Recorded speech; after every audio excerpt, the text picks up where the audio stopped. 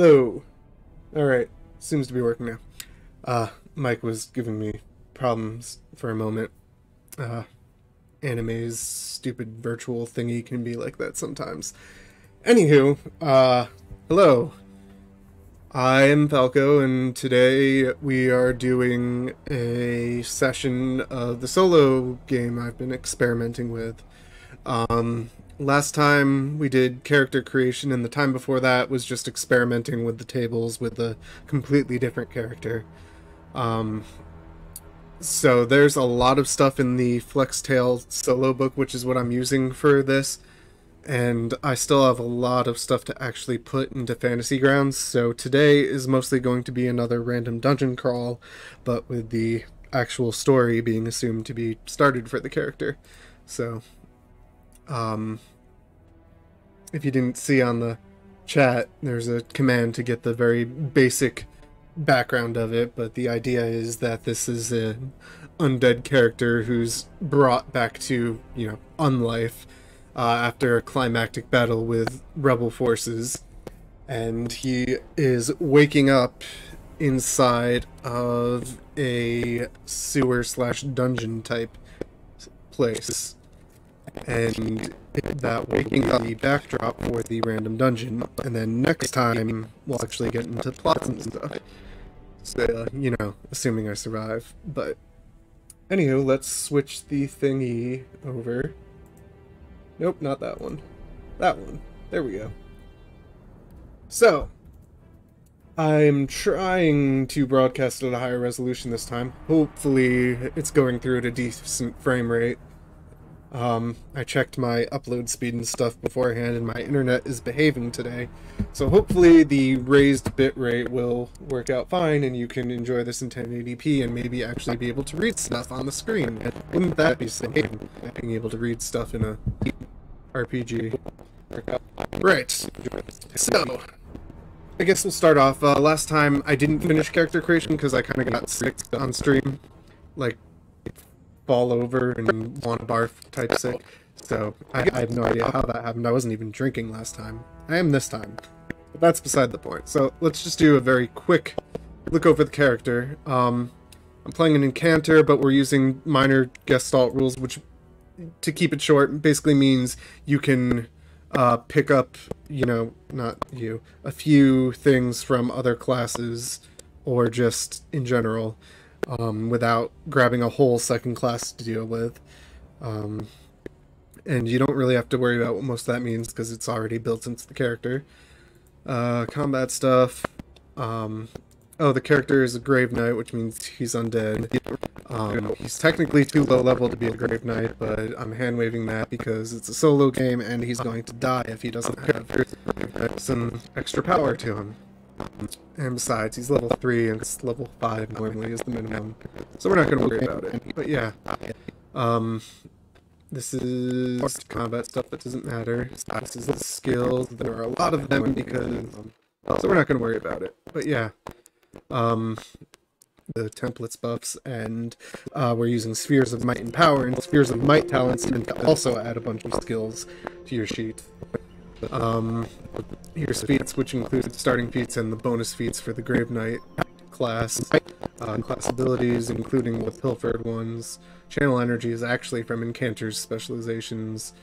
Cunning, what is oh, that's my rogue talent that I got from one of my gestalt things. Basically lets me add charisma to a saving throw. We're using just a couple points of oaths from the Spheres alternate systems, and the idea is the Oath of Ritual. You either sacrifice gold or maximum hit points every day, and to get some power. And the idea is, of course, this character has to upkeep his Grave Knight status because he's not actually powerful enough to be a Grave Knight.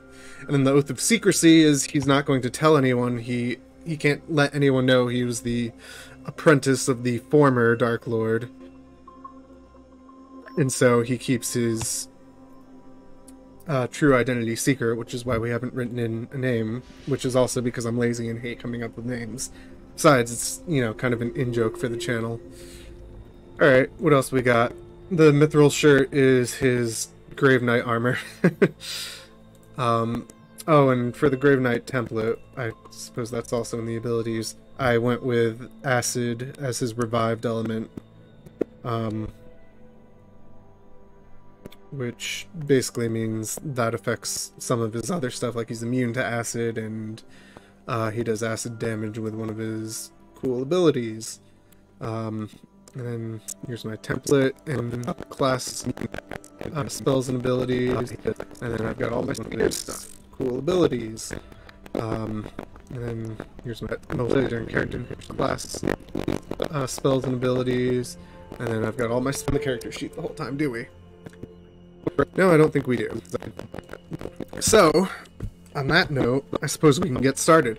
So the way Flextail's dungeon generator works is pretty simple.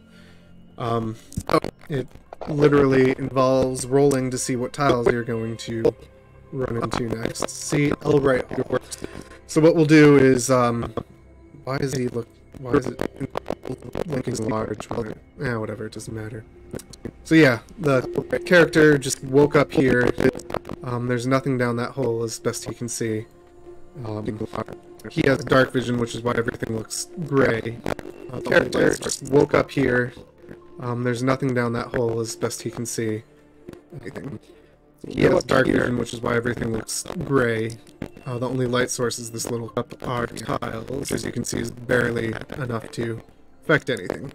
So we'll go up here, and then that's telling us to bring up our tiles and add a, what does it say? An L right hall, which means one of these guys. Boop. And I have previously made it so, you know, it covers line of sight, except I didn't do it completely perfectly, so you got little fragments like that. I'm going to redo it at some point, maybe with tiles that are freely usable and actually sell a tile pack. And it has ways to supplement. OGL is the thing. No, get out of 4 rooms is what I usually do if I don't run into anything through random generation. Oh, I should be stealthing. I think I gave this character stealth too. I did. So what you can do there... Whoops. What? Why are you... Attempt to index... Oh, because I tried to drag something you're not supposed to drag. What you're supposed to drag is this part. And I'm going to put that down here, so I can just click that without going to that part of my character sheet every time. So yes, the way I'm going to do stealth is basically I'll roll stealth once and then renew it after each encounter I run into. So yes, he's sneaking along the strange sewery dungeon. There's slime dripping along the walls. And yet there's no water. Don't ask, we're not on that part of the sewer. You know how fantasy worlds are. Alright. Next tile, a dead end that we can't run into a dead end yet. So you can re-roll if something wouldn't make sense. Did it really just roll the same thing?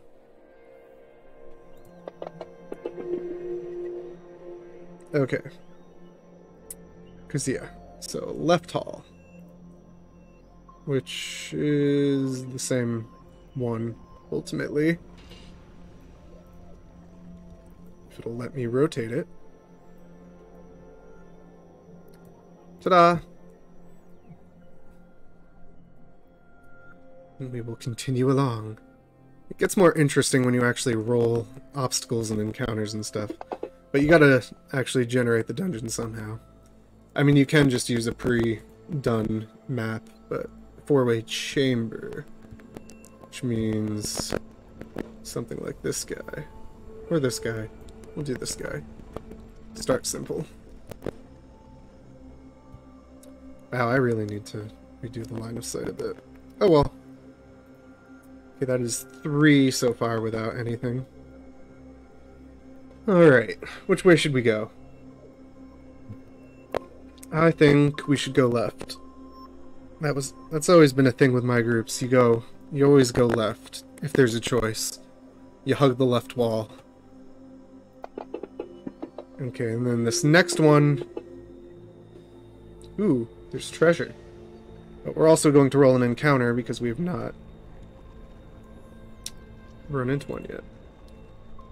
So let's see, it says T straight left hall. Wait, T straight... Oh, I know what that means. It means... which one of these is straight? This kind of thing. So straight and left means it goes like this. Which means the bottom part is actually a dead end. And then it also said to roll for treasure, which... Where did I put the treasure table? This one. Oop. Alrighty. So, as we continue creeping along, in the middle of this room, we happen across a small chest filled with gold, which is very suspicious. Oh no, we just... Hey, there's no... There really needs to be like an Alt-Tab equivalent for this fucking thing.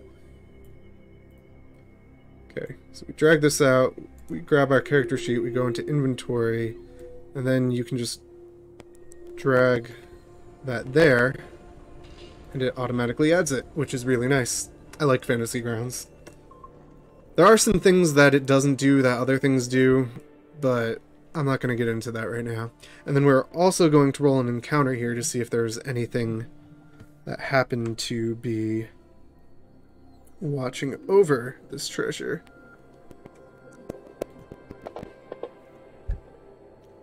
Combat and treasure. Well, we already found the treasure, so we're not going to double up on the treasure. So, let's see. I believe, yes, average CR2 will be treasure level 3. Well, we already found the treasure, so we're not going to double up on, which is a little stronger, but we're not going to click on that one so until I actually have something. I believe, yes, this is what the CR is built around. Why is it 1d6 Dark Mantles? What is a Dark Mantle? Small magical beast. Why is it 1d6 Dark Mantle? Fly. Okay, so these is a Dark Mantle. Probably small magical beast. They fly. Okay, so these are things that are probably going to count as lurkers, and that's going to come up when momentarily, you'll see. Alright, so we generate the encounter, which actually rolls out how many you have, and then you can add it to the tracker automatically, another nice thing. Then we click to show it, and we have to actually put it on the map. Now, I don't know if I can see it. We need to roll its own stealth, because these are the kind of things that I can't... Oh. So that's its stealth roll. Versus... Ooh, 30, that's not good. I can't... Oh, yes I can. I've not good perception. Well, let's hope for the best. Nope, I don't see it. So we're going to start with a good old suppress. Roll initiative. Isn't that fun? Alright, combat trackers up. Well, let's just roll them all. And let get my turn because roll initiative. Surprise round. Alright, now, so what we're using is I flex tail A, I roll them all, which basically means we roll to... We need to move this up so I can actually see this surprise round. It is a lurker. So what we're using is we're not going to use targeting until I actually have undead, which basically means we roll is it going to do this up so I can actually see. I forgot to roll to see if it can see me. We're not going to use targeting until I actually have undead. It'd be kind of funny if we can't see each other. You know, I'm just going to assume it's... I forgot to roll to see if it can see me. Because I'm technically sneaking. It'd be kind of funny if we can't see each other. You know, I'm just going to assume it sees me since I wasn't that sneaky. Alright, so it just got attack main as what it's going to do, which means it's going to do exactly that. Attack main means it's using its main attack, not that it's attacking the main person. But yes, so as I enter this hallway and I'm starting to scoop up the treasure, this fucking... What do Dark Mantles look like? Hold on, I'm gonna pull up my little browser thing, and we're gonna look that up. Oh, right, these stupid little squid things. I remember now. Can I draw? No, I can't. I shouldn't be using images I don't know are copyright safe as tokens. Alright, so this horrible little squid thing fences me entering the room. Oh yeah, it has blind sight and I don't have any way to conceal that, so it doesn't matter that I have stealth. So yes, this horrible little thing swoops down and we're gonna drag on the target to me so it'll automatically do everything, and it is going to try to attack me with its slam.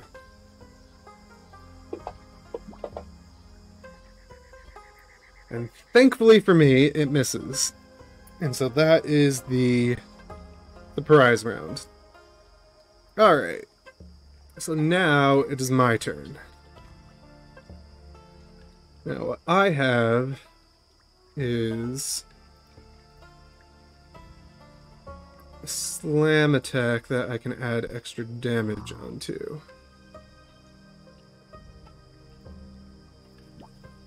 So yes, lacking any undead, I guess I could try casting. I don't really have any. I could use a. Yeah, I don't really have any spells great for dealing with it. So what we are going to do is we are going to slam it using Channel Destruction. So it will deal additional acid damage. So let's make the attack. Wait, did I target it? I don't think I targeted it. I really wish it had that clicked automatically. Anywho, now we have it clicked. We'll just check its AC manually for a moment. Its AC is 15, so we definitely hit it with a 21. So what we do is we double click that damage and double click that damage.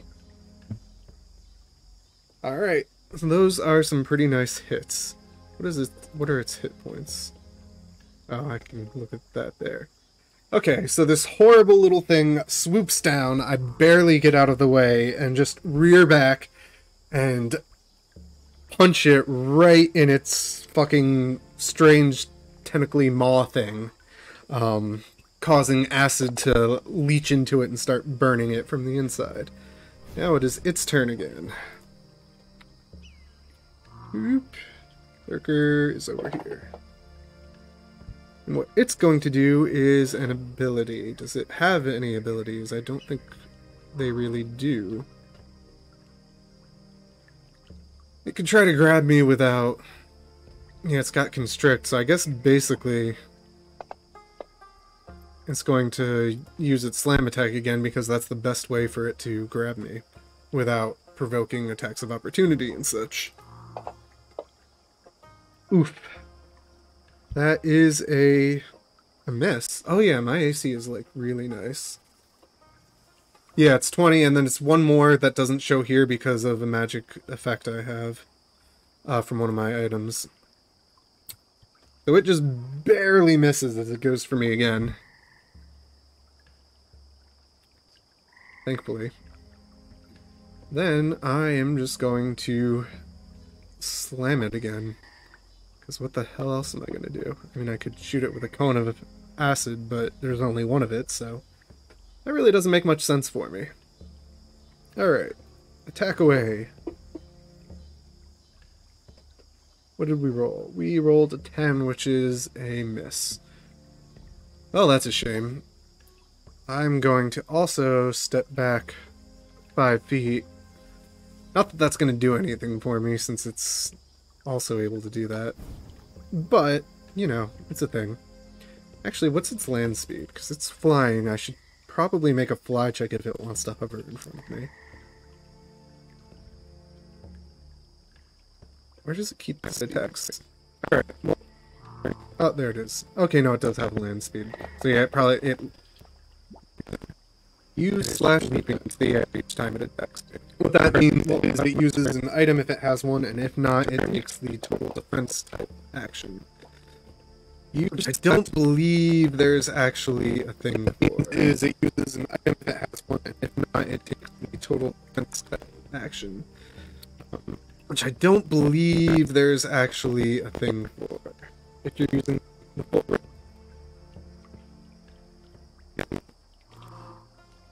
Could add it as an effect, or if you would let me full round. So what you can do is you can do duration 1 round, and then AC plus 4, and then it will. What you can do is you can do duration. Oops, I created an extra one. And it will account for that in the attack, even if it doesn't raise it here. So yes, that is its turn because that's what the AI told it to do. Alright, well, since it's being a fucking scaredy piece of shit, I guess I'll step forward and again and try to finish it off. Hopefully.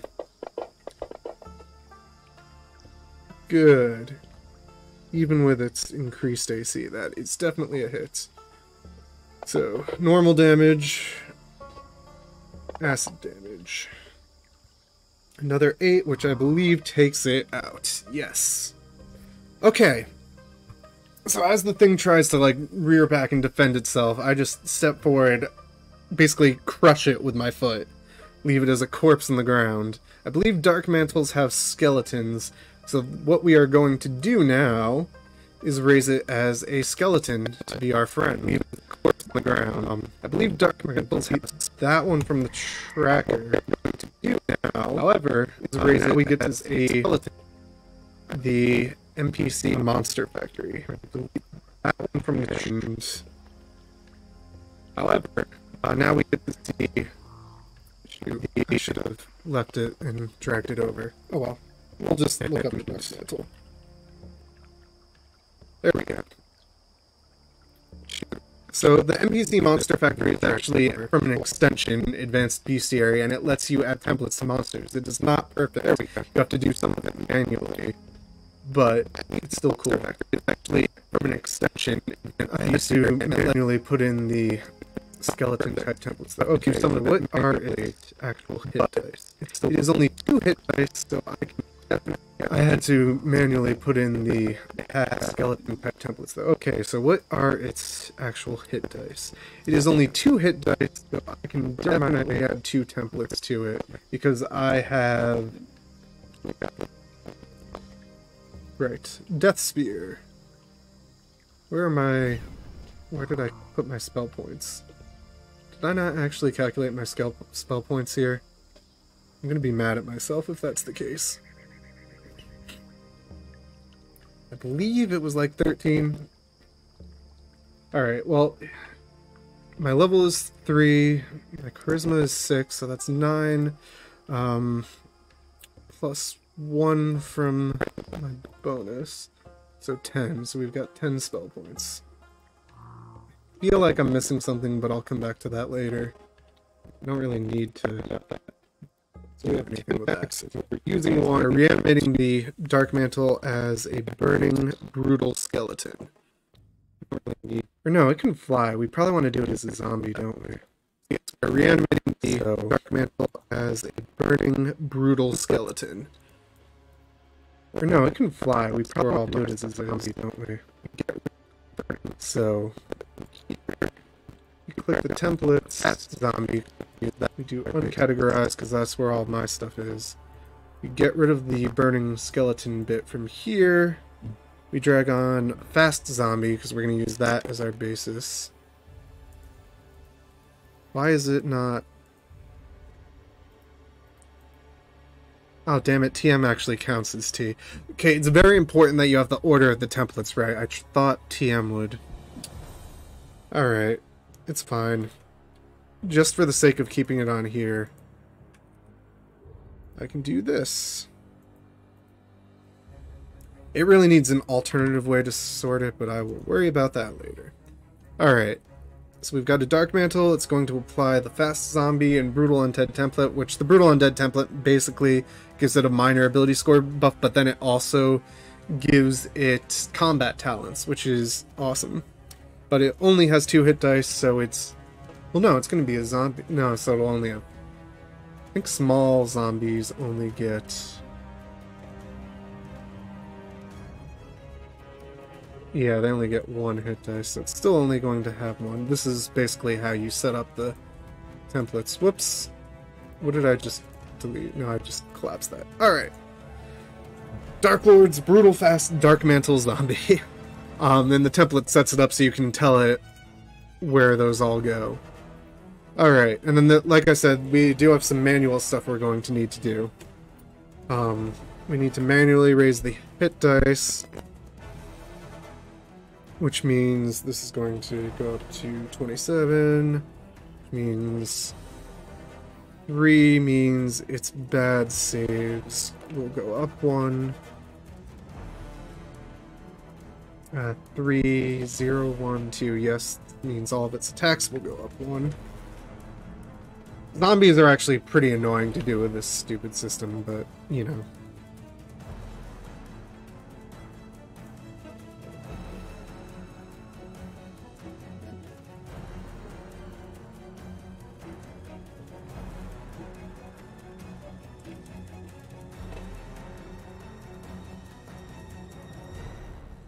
Alright. Oh, and its fly speed becomes clumsy. And it gains plus 10 because of the fast zombie template. That's what that plus 10 is for, to tell me that, but I'm going to actually add it. Alright, it's got toughness, and then we need to actually add on the Spear's Might stuff.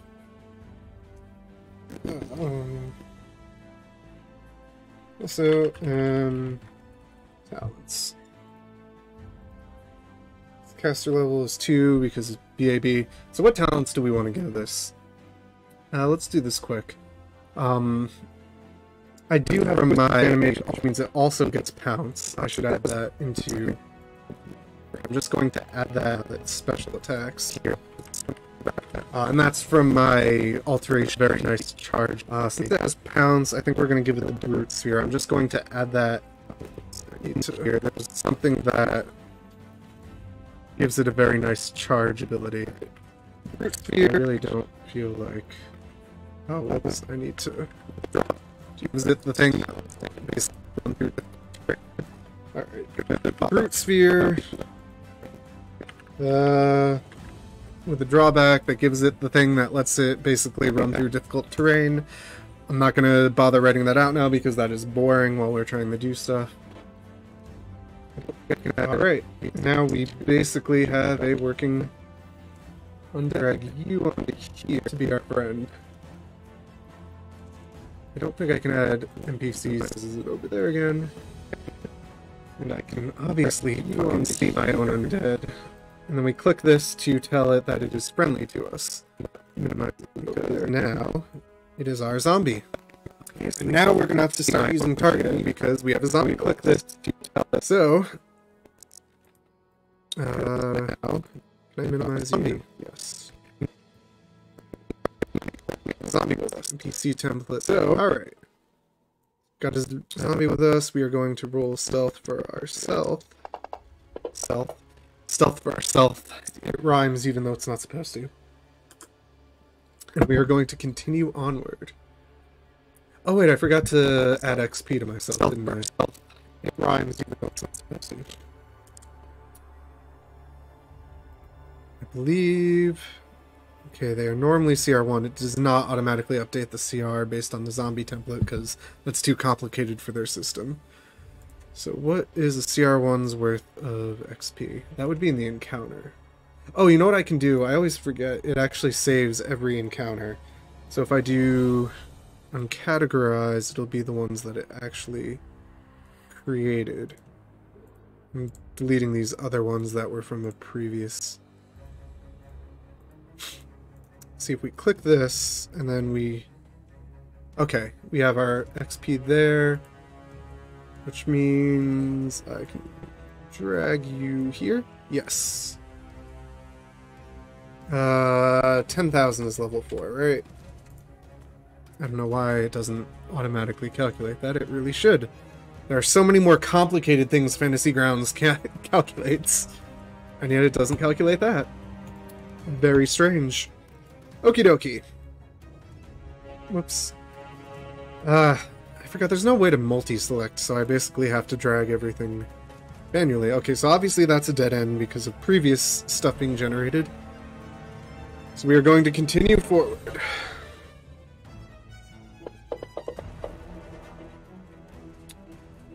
Ooh, staircase down.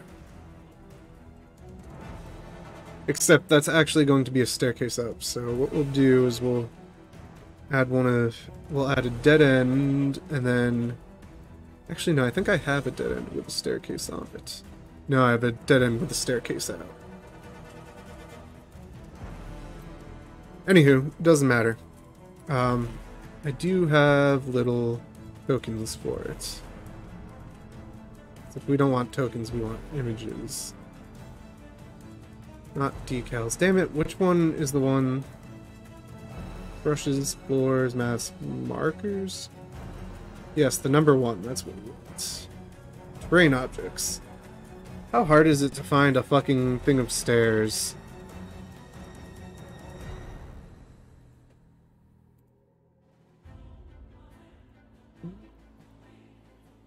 You know what? I give up. I'm gonna fucking draw it on.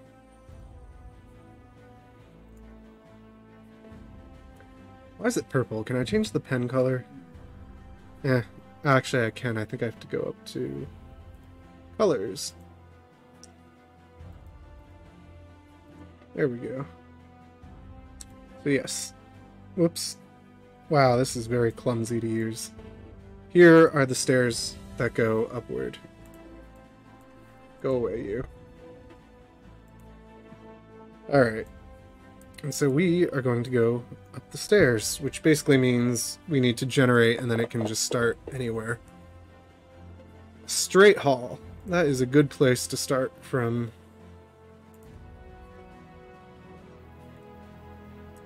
Back to the tiles. We'll start with our... Okay, there's the straight hall. We'll drag that. We'll drag that. There we go.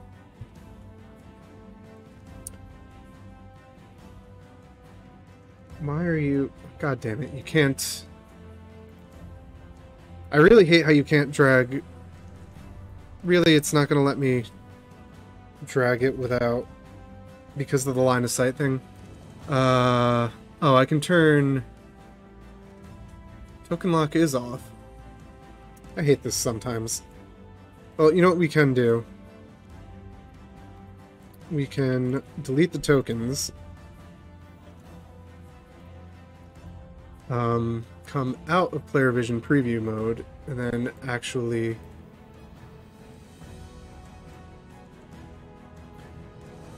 How do I duplicate? I know you can duplicate. No, you can't. Maybe you can't. Thought you could, but you can't. Alright, let's just fucking draw in the stairs we come in from. Alright, so the stairs are leading us here. And we open the combat thing, and we drag our tokens into the new place. Close that. I'm sure there's a better way to do this, but I am still learning Fantasy Grounds, and I apologize for that. That, turn vision preview back on, click on our token, and we're ready to go. I know that took way longer than it should have. So we're going to continue to creep forward with our stealth of 23. And our floating zombie, who is less stealthy, so I'm going to tell it to stay a little further behind me. It's taking 10 on its fly checks, if you're wondering why it can hover. I'm pretty sure it has enough to hover. 15 is the hover difficulty, and it had... Yeah. Anywho. Next tile. No, we're not fucking going into a dead end already. Fuck that. I'm not dragging my tokens back to the other floor. Boy, it's really adamant. That is the second time it's doubled up on dead ends. I mean, technically it was a chamber dead end and a normal dead end, but still. Alright, so straight right hall.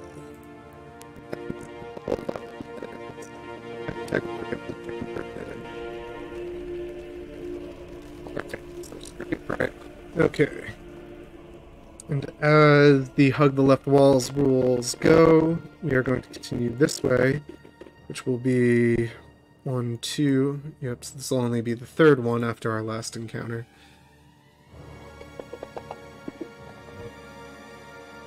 An L right chamber.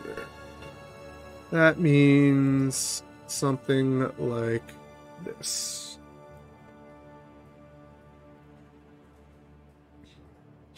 So we're going to get into the chamber, we're going to search around and see if there's anything interesting. But there's not, because we would have generated it if there was. Not finding anything interesting in this room, I continue to creep along.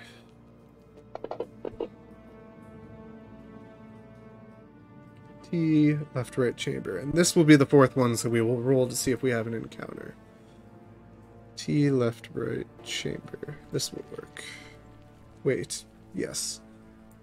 T, left, right means it's got to face left and right. Ta-da! Okay, so now we will roll for our chamber encounter. If it will let me. I need to do that. Outcome, no encounter. That's a shame. Alright, I suppose we can continue onward then.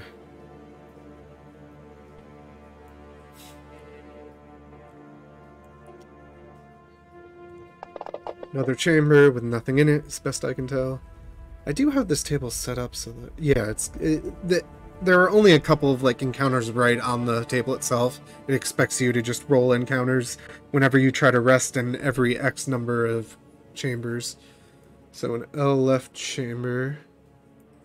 It's another one of these guys.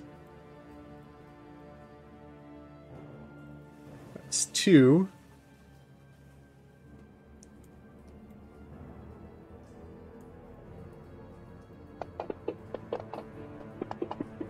Uh-oh. See, roll again with threat. So it is a chamber, which means we populate with a combat encounter. Straight left chamber.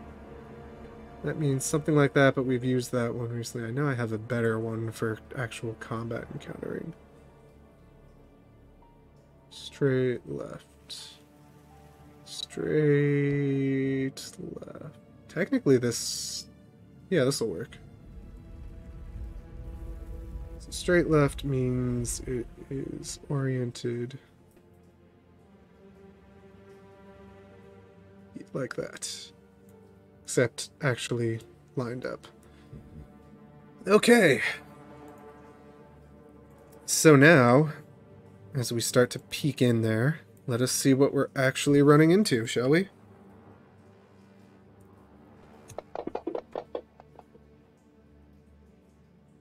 Gelatinous cube with incidental treasure, which basically... oh, cool. It means I'll get some gold if I win. Gelatinous cube. Only one. CR3. Damn it, I don't think you can raise gelatinous cubes. That's a shame. Alright. So the gelatinous cube is going to be... here.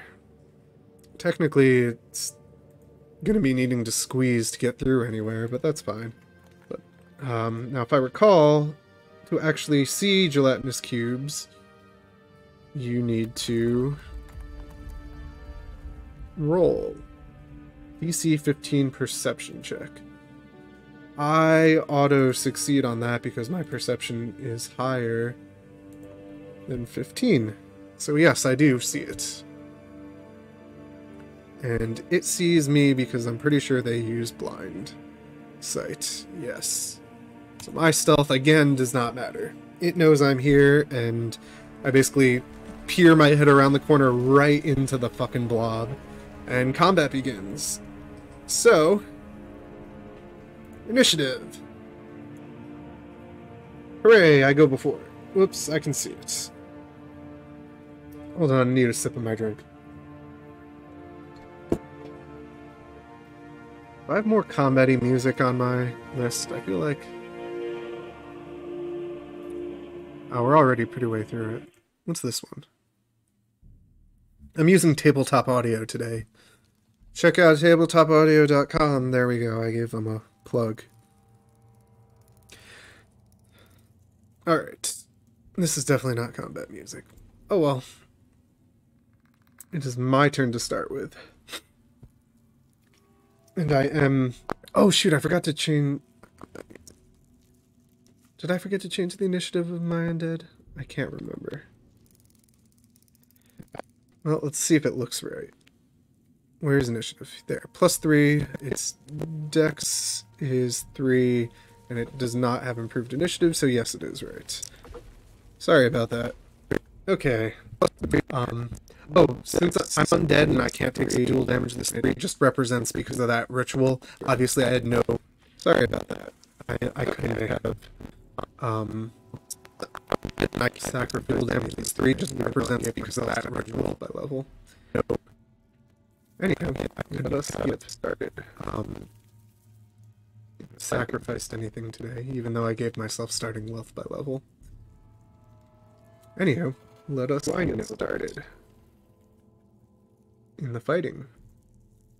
So, acid damage is not going to be a good idea on a gelatinous cube, but do I know that? I actually know that. I do not have knowledge dungeoneering. So the Dark Lord does not actually know that. Though I think I have something that lets me roll untrained. Instead, I was going to take the hedge secret thing using rogue power, but I ended up going with the cunning instead. Alright, anyhow. Well, I'm going to imagine enough about I will go ahead, and I know that it's going to be immune to my mind stuff, like using Gladiator, which I got used against type by taking 10, and I know that it's going to be immune to my mind stuff, like using Gladiator, which I could have used against this thing, but not a great idea when there's only one. Alright. I am going to step back. That's going to give it cover. I do not want to hit it. So we're going to take a step back. That's going to give it cover against anything ranged I do. I don't think oozes can be fatigued. You know what? Maybe I am going to cast Alter Time. Why is the effect not there? Reparse spell actions. Does it seriously not have it? It seriously can't. Oh, I see. It's because it doesn't keep formatting when you drag it back onto the spell list.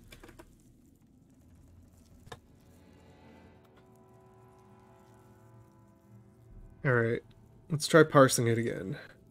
Please? Really? Okay. You know what? It's fine. I believe what I can do... Combat tracker... is click the characters, do my test character who also had Alter Time.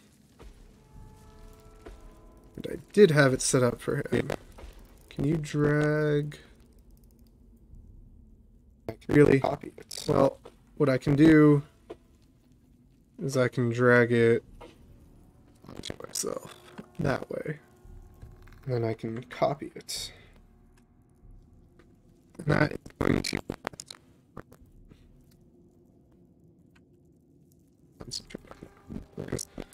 Alright. And that is going to last for constant. No, I don't want to just concentrate on it. We're going to spend a spell point on it to allow it to last for 3 rounds, which I don't actually have accounted for.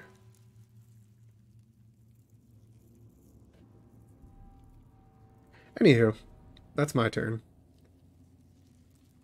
Casting Alter Time on myself for a spell point. And stepping back, obviously. Alright, the gelatinous cube. The gelatinous cube, I believe, counts as a lurker as well. I cannot imagine what else you would consider a gelatinous cube.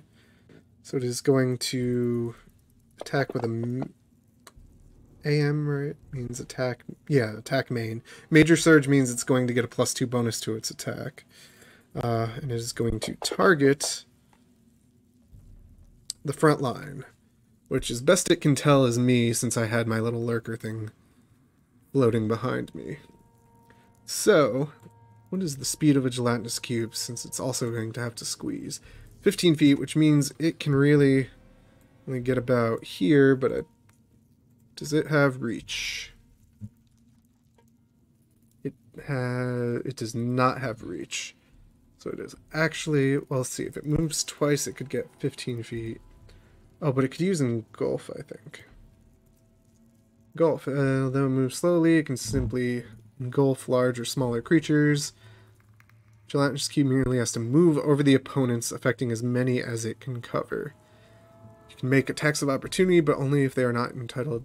But if they do so, they are not entitled to a saving throw.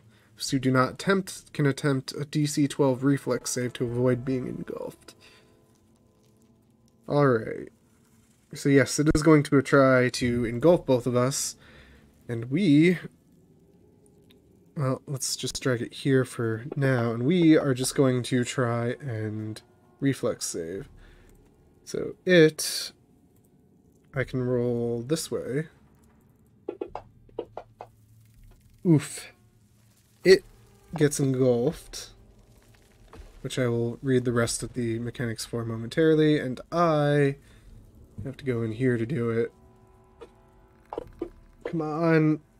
Okay, I'm good. So it moves over to engulf us, which means I get pushed aside, but my zombie does not. I'm leaving it a half square off just so I can still grab the zombie token if I need to.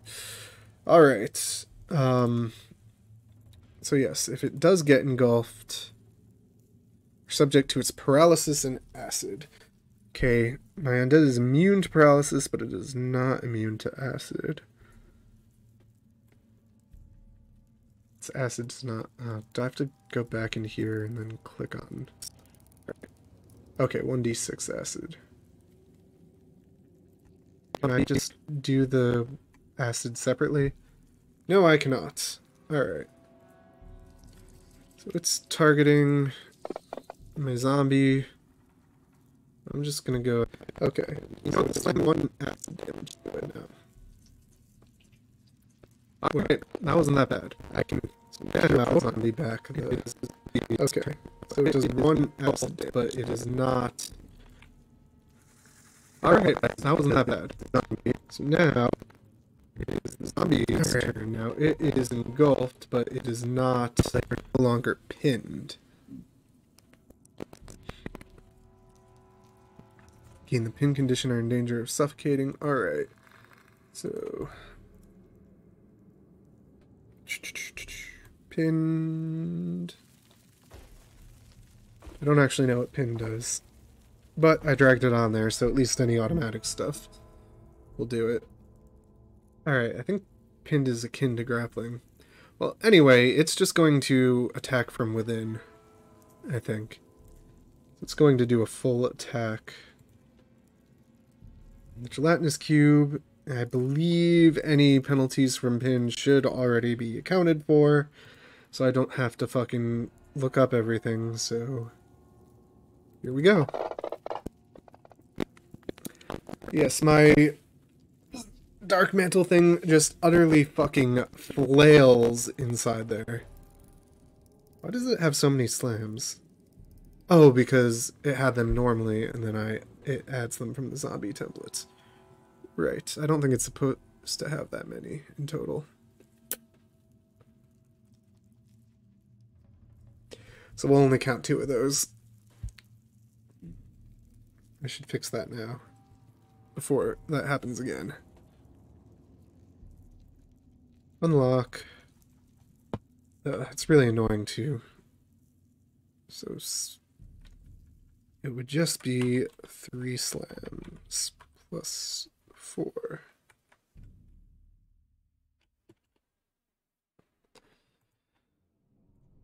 is what that comes out to. It'd be 1d4 plus 1 because it did not account for the zombie strength. So much to do.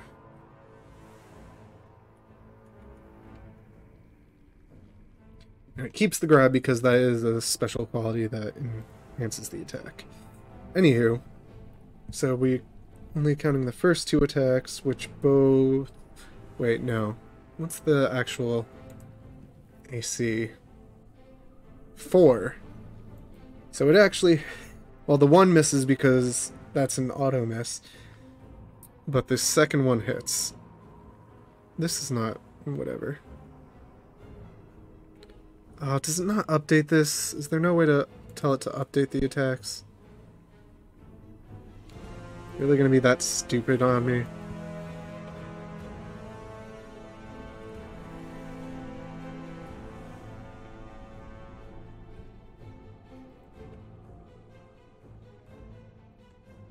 Hold on, just... What the... I said... Control C. Can I not actually copy?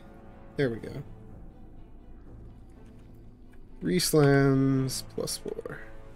This is its full attack. Alright. But anywho. 2. I forgot that it grabbed me earlier. Didn't I? Because it hit me... No, it didn't actually hit me because of my thing. Right. Sorry, I have ADD. I'm gonna randomly go back to previous possible mistakes all the time. Okay, so its random flailing inside the cube manages to deal 4 damage to it. Actually, I should make that say bludgeoning, so it accounts for that. Because it will account for that automatically. 4 damage to it. Okay, it cannot transfer that in, because it will account for that automatically. Okay, it cannot grab it from within. I'm not going to bother looking up if that's possible. It is just going to go back to me. So what I'm going to do, what am I going to do? I don't want to touch that. I'm immune to acid. I can touch it all I want. Duh. I don't want to touch this thing. No, I'm immune to acid. No, I can touch it all I want. Well, my channel destruction won't help, but I can, at least. If my other options are just no good against oozes, give the slam. My channel destruction won't help, but I can, at least. So yes. I will slam it and not worry about the acid that. And I do have improved taste. Alright, those both hit. I'm not targeting it, am I? God fucking damn it. It's fine, we'll just add 10 damage to it. Wow. It has a lot of hit points. I do not like this. This is not going to go well. Well, it might. Okay, so now, let us check. It has a lot of hit points. I do not like this. This is not... We're still calling it like Element. Okay, so now, let us check. It's using an ability. Yeah, targeting. This, which would be me. I don't think they have any abilities, though. It's using an ability. Targeting the farthest, which would be me. I don't think they have any abilities, though. I mean, other than what's automatic, so I think it's just going to try and engulf me again. So, it will slither forward to try and engulf me, and I am going to go ahead and reflex save against that, because I don't want to be engulfed. And I am thankfully fine. So I just get pushed away. Alright. And I believe that's all it can do. So if it engulfs, it can't actually slam. Yeah. Last time, didn't I? That's fine. So that is its turn. I can bring this and Oh, you know what I can do? That will be easier than playing with this. Actually, no, I can't do that. You know what? Let's just roll it. How much acid damage do you do on an engulf? Just the 1d6, right? So I'll just roll both of them at once. Not /2. Okay, so my zombie takes 8 damage. So it's up to 9. And that'll cover this turn's too. Alright. Well, last turn's technically, but anywho. So yes, it's getting 3 slams because it is a fast zombie. So it is going to do that. Alrighty. All of those are above fucking 4. So 1, 2, 3. Ooh, that's nice. It is getting a good pummeling from inside itself.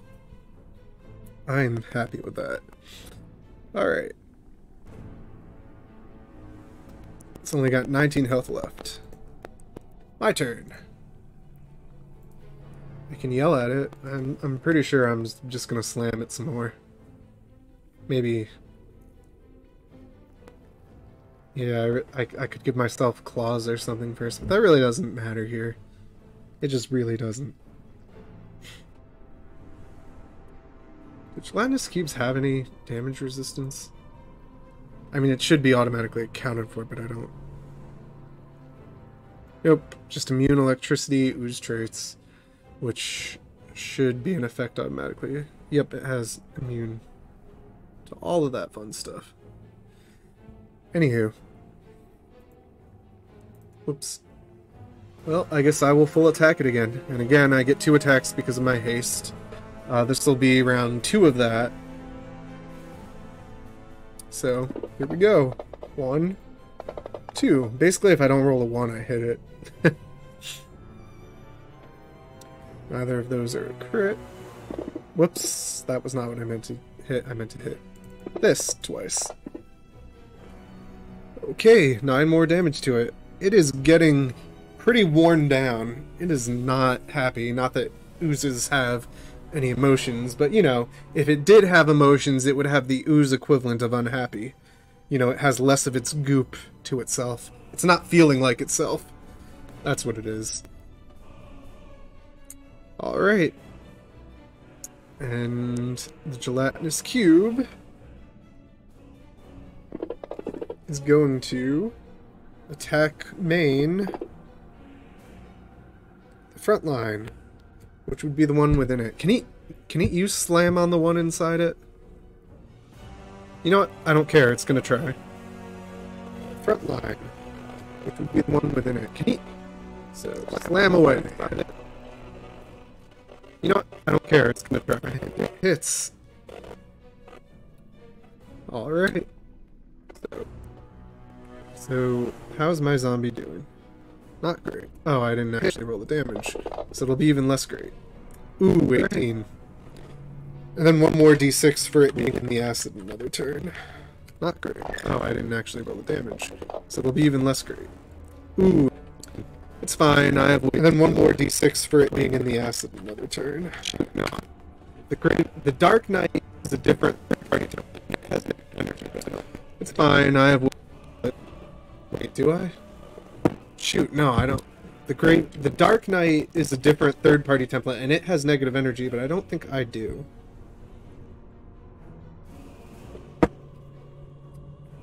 Non-destruction, sacrilegious aura. Did I give my undead the extra? Yeah, I did, because it... No, it didn't. Wait, yes it did. Because that, yeah. It just doesn't include it in the hit dice entry. Because it gets extra from my desecration aura. Alright.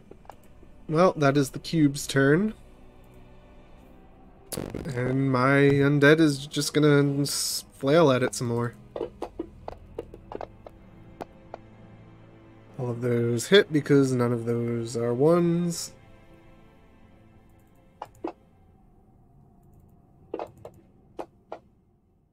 And I believe it tears apart the fucking gelatinous cube from within. So as my zombie continues to flail around, the goop just fucking gets everywhere and just is spread all across the area. So, yeah. You know what, I should have opened the treasure ahead of time. Here we are.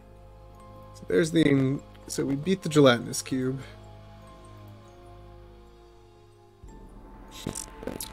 Which means we get more experience points. Go here, and it means we get the incidental treasure. Which does not go here. It goes here. So yes, inside the gelatinous cube there were a bunch of coins that it has scooped up from within the dungeon. And I'm quite happy with that. Oh, I do have... I did actually take the arcane bond. Good. That actually does mean I have a way to heal it if I want to use up one of my talents per day. And I don't think I do. But let's double check on my actual abilities. Channel Destruction, Devastating Blasts, Elemental. Yeah, I don't actually have a way to heal it right now.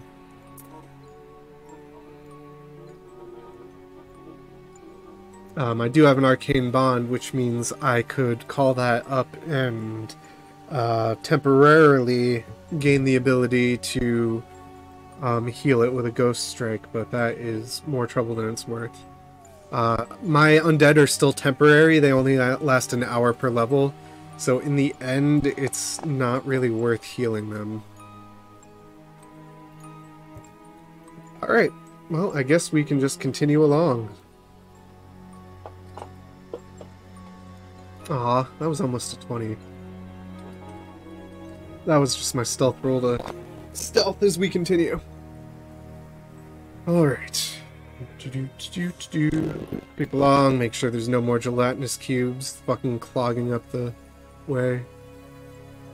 My injured zombie follows along. I should actually lose my... I need to delete my... Oh, I do need to delete that too. No, not the whole fucking thing. I wanted to delete the... Seriously? Fucking seriously? What was I deleting? Alright, this. Let's do it properly instead of deleting my fucking token, which means I gotta fucking pull you back up. How many hit points had it lost? I can't actually remember. I think 18 sounds right. No, not 118. Okay. Well, it's back. Sorry about that. I'll get better with this eventually. I keep saying that, but you know, eventually will eventually come. That's how eventually works. Okay, what am I making? A left-right... T left-right chamber. That means... something like... It takes way too long for it to load a fucking couple of images. Yeah, that's definitely just a hallway. That is not left-right. Ah, here it is. Okay, so that is the first one in our new post-encounter state. As usual, I will go left. I could backtrack instead, but that's no fun.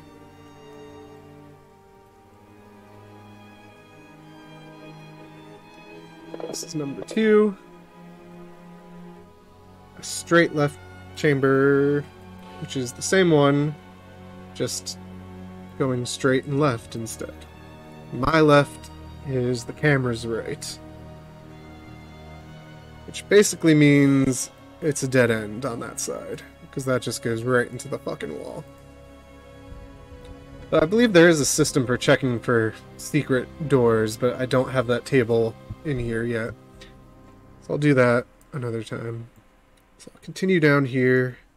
That's number 2 out of 4 before we roll another encounter. Oh, a straight hall with an obstacle. It's trapped and locked. Okie dokie. So I know that was a lot of stuff that it rolls at once, which is why I need the fucking automation, because a lot of tables roll on 10 other tables. Anywho, first of all, it's a straight hall with an obstacle, which I actually have a special thing for. I'll use this for it.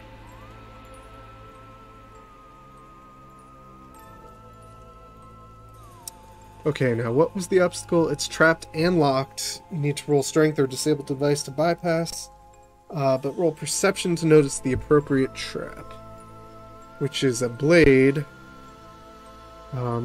which has a DC 18.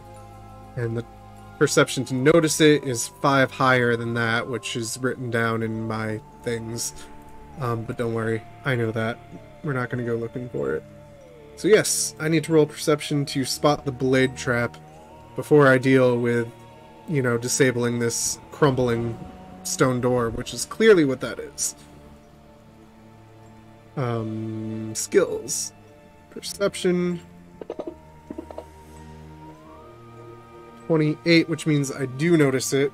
Do I have disable device? I do have disable device, but I don't actually have... Oh, I forgot to buy a kit. Well, we're going to pretend I have one, because that was just me being stupid, and obviously I would start with one. Well, it will not be one with any bonuses. I think that's a good compromise. Because even though I could afford a Masterwork kit, I forgot to actually do that. So yes, I creep forward, I see the blade slots in the ground, and... I am able to bypass them. I jam them up with some of the crumbled rocks so that they can't come up and stab us. And then... Oh wait, it's trapped and locked. That's different. Okay, so yes, well, we'll say I do that anyway, and then I manage to undo the crumbling door itself too. Alright, onward. I'm gonna write in D for door. That's just so I remember that there was a door there and it's not rocks. I guess I should have... it doesn't matter. Okay. So, next room. Uh-oh. Oh, no, that's a good one. Roll again with treasure. So we have a dead-end chamber with treasure.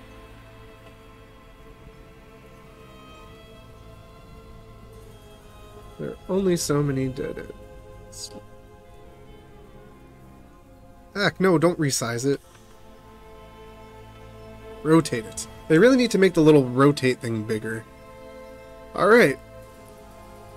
So we enter a new room, and this time I find another chest. You know what? I actually have chest icons like I put in this. We enter a new room, and this time I find... No, I don't need token. I actually have chest icons that I could put in this.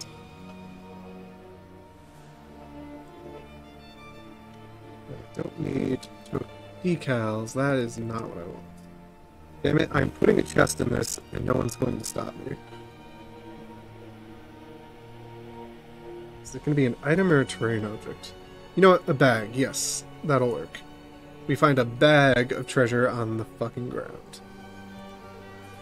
Now let's actually roll treasure generator.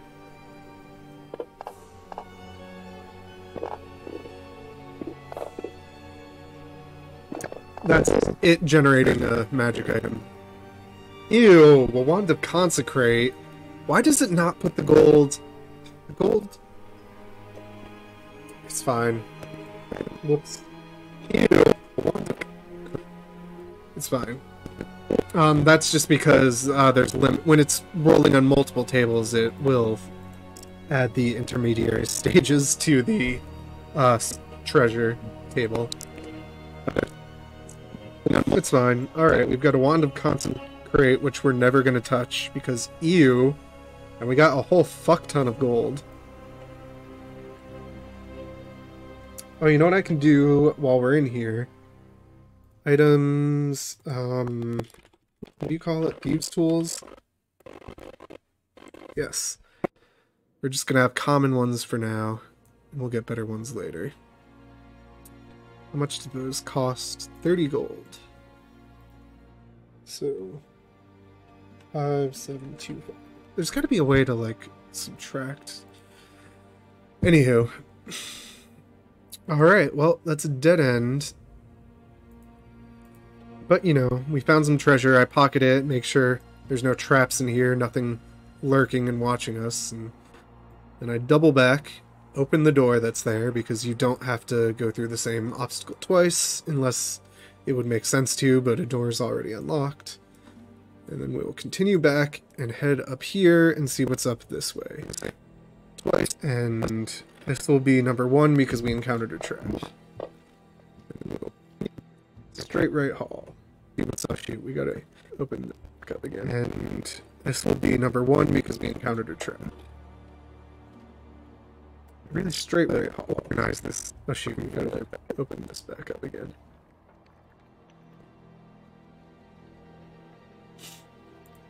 Really should put organize this folder better. Straight T straight right. Yeah, this will work.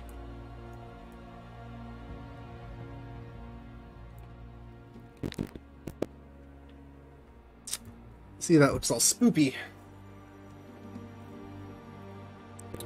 Okay. Continue creeping along. I already forget what my stealth roll was. Okay, that was combat. Ah, there it is. 16 was my stealth roll. That's gonna matter at some point, I'm sure. Alright, well, you always go the left wall. As we've said, that is just the law. The left-right hall.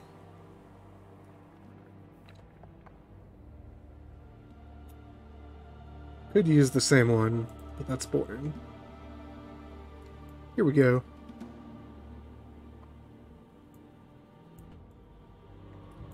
Chink. Okie dokie. So that's 2. Look both ways before crossing the hall, and go to the left. Because that's the law.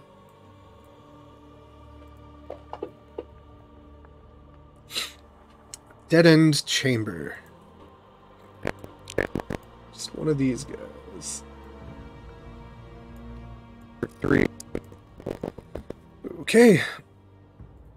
Head into the chamber, and thus we head back the other way. Can't do anything. Was number 3, so we don't need to roll. All with an obstacle. I'm sure nothing's going to sneak up behind us. We head back the other way. We have advantage. Cool. Yeah, the fall with an obstacle. Disadvantage even if you're not playing D&D 5e, which is fine. Okay. What was it? Okay, it's another locked door. Fucking locked doors.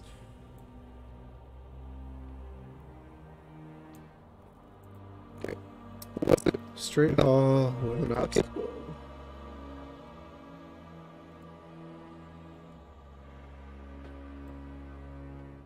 Another crumbling door. Don't question me. Alright, so the DC is +5 when it's first skill. That's actually technically a house rule, but the DCs are way too low for skills for Pathfinder. It uses the same for saves and skills, and that makes no sense. So I just add 5 as a quick fix for skill DCs. So yes, let us disable the door, which we have advantage on. So we'll roll twice and take the better. 19, because we're level 1 to 5. So we do bypass it. Another fucking crumbling door. I make sure there's no blades in the ground because you never know when they might repeat themselves. Once I'm confident that's the case. D for door. Then continue onward. And since there was no trap or anything in that one, we're not going to count that. So our next one is going to have an encounter if this... Well, we're going to roll for an encounter if it doesn't automatically. 7. So left, right, chamber. This'll work. Wait. No, it's a T, not a... I got confused for a second there. That's my bad. T, T, T. Where's a good T? No, that's 4-way. T, T, T, T. T chamber. Needs to have a chamber. This is a chamber. Hey, we ran across some light. But what else do we run across in here? Let's find out. No, let's do a sewers random encounter. Let's see what we run into. Fucking ochre jelly, seriously? No treasure? That's no fair. Ochre jellies are stupid and I hate them. I believe, like other jellies, it fucking just has blind sight. So my stealth doesn't matter. Non-ID name on it. That is a horrible... It should be something like blob. You can fucking see this blob thing. You don't... Anywho, sorry. I'm just ranting for nothing. Okay. Well, it does not have... So ochre jellies are not sneaky or transparent. So I'm going to call them brute when we get into the AI. And it is not going to try hiding, we're just going to go straight into initiative. Oh, I should probably drag it onto the... Oh fuck, they're large too. Now it's going to start over here, kind of curled around the fire. And initiative. Everyone. And thankfully I go first again. Yeah, I've improved initiative and noble scion, so I'm using my charisma for my modifier, and then I'm adding 4 more, so I've got pretty good initiative. Actually, I think because it has a -5, I end up having a +10. So yeah, it would be really hard for it to actually go before me. Anywho, doesn't matter. Fucking another jelly, so I can't even do anything interesting. Hate this game. I don't hate this game, but I hate this game. What have we got? They're immune to electricity, but not acid. That's something at least, but I don't want to get near them. Near it. If I don't have to. So I'm pretty sure, yeah, it gets grabby too. Fucking oozes sticking to you and pulling you in and all that shit. Oh, I forgot I have my tactics I should be using.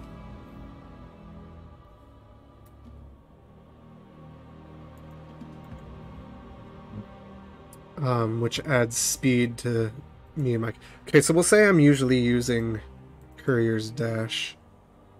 Can I just, like, put that in the... how do you measure? That's how. So, can you measure from a... Yes, you can measure from an intersection. 25, okay. So yeah, normally I'm using Courier's Dash, which gives me +5 to my speed, as well as my zombies' speed. And then I'll switch later to the basic tactic, but we'll worry about that later. Okay, can't demoralize a fucking pile of goop.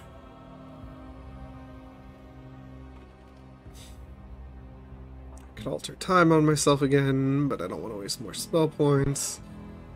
I could snipe it, except I don't have a ranged weapon. I could call my horsey.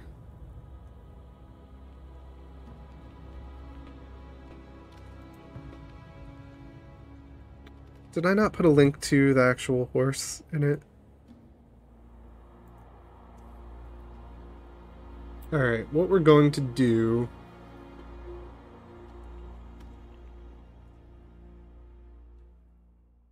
can't ghost strike it. I don't have any ghost strikes that work with it.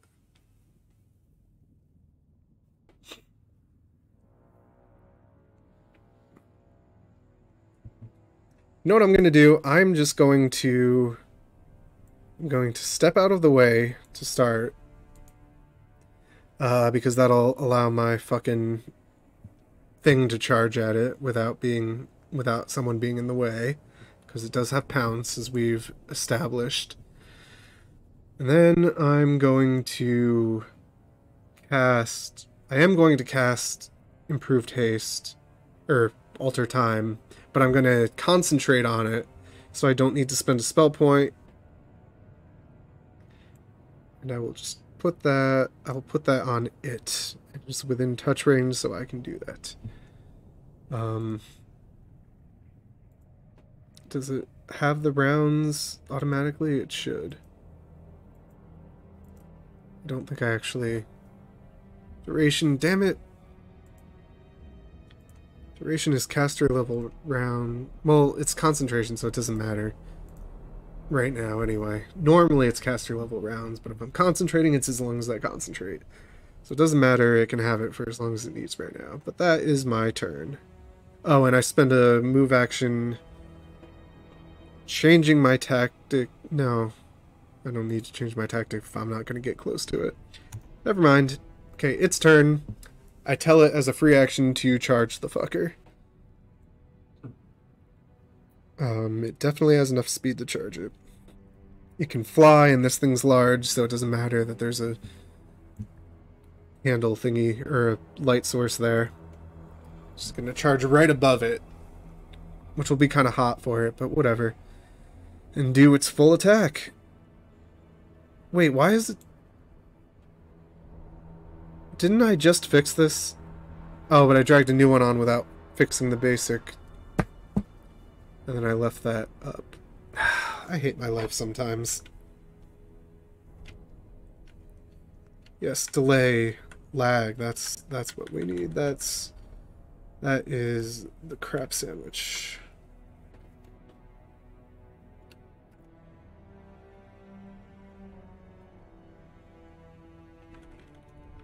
Reslams, full attack is what it's fucking doing. I really should just change the basic. First of all, I need that minimized. Okay, let's change this to look correct before we do anything else.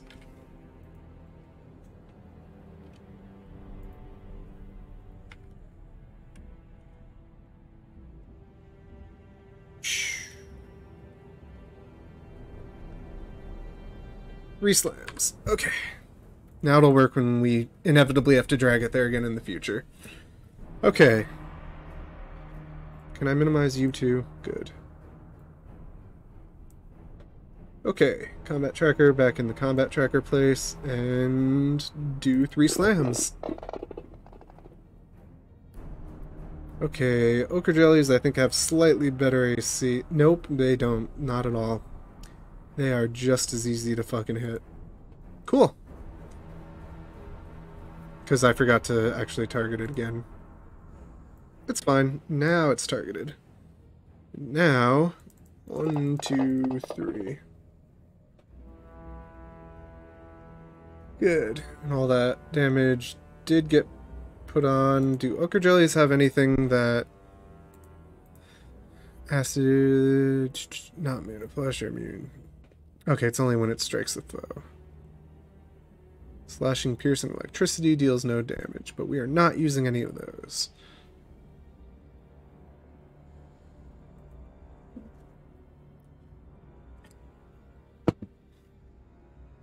Cool.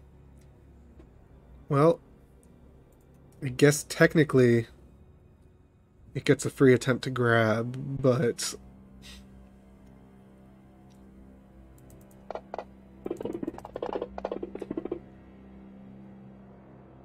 What is the CMD of an ochre jelly? 12. So it is technically grappled. can they be grappled? I don't see anything that says oozes can't be grappled there. Granted, that's not all-encompassing, but whatever. Okay, so now it is grappled by my tiny little fucking thing. Can you grapple something 2 sizes larger than you? That makes no sense. I don't think it can. I'm just not going to deal with grapple mechanics right now. Alright, it did its damage. That's all it's going to do for now. Now it is the Ochre Jelly's turn. The Ochre Jelly we are calling a Brute. Damn it, I rolled twice. Instead of... okay. So it's attacking with a secondary ability with a major lull, which means -2 to the attack at this level. It's attacking the closest. I don't think it has a secondary ability.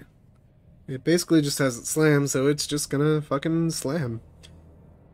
But with a -2, which I don't have any way to do turn by turn.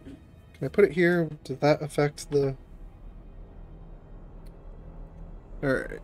You are targeting him. Slam away. It did not... oh, it did do the -2. Good.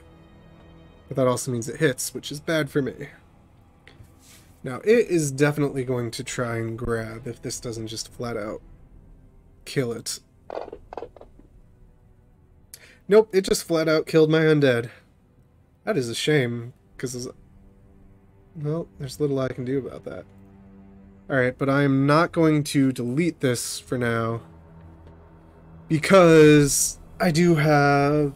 did I take corpse manipulation? Let me check. If I did, then I do have the ability to restore its corpse and just re-raise it if I need to. No, I did not. Okay, then I am just going to delete it. It fucking dissolves my undead. And this thing is... what's the... okay, yeah, this is a CR5 creature I'm dealing with right now. Well, that is its turn. I am not feeling good about this. Wait, no. Sorry, I was arguing with myself. Okay, what are my options? I really should have done something, or learned something like a summon. Are they really not immune to acid? Like, I'm sorry, I just feel like I gotta double check to be sure. I could try to hit it with a devastating blast.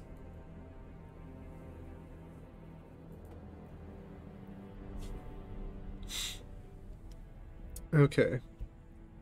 That'd be 2d6 acid, which it can reflex save for half. Cast that. So, okay, if I click this, is it going to make me save, or will it make the target save? Okay, it does make the target save. And it fails, so it takes the full damage. Alright, so it takes 8 damage as I just kind of, you know, point my mithril gauntleted hand forward and fire off a cone of acid at it. And then I step back. The door is right behind me, so that's not actually difficult terrain. Why are there 2 ochre jellies now?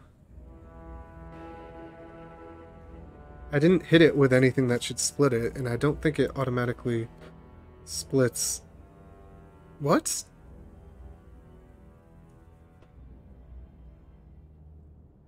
I don't think it actually can automatically split it either.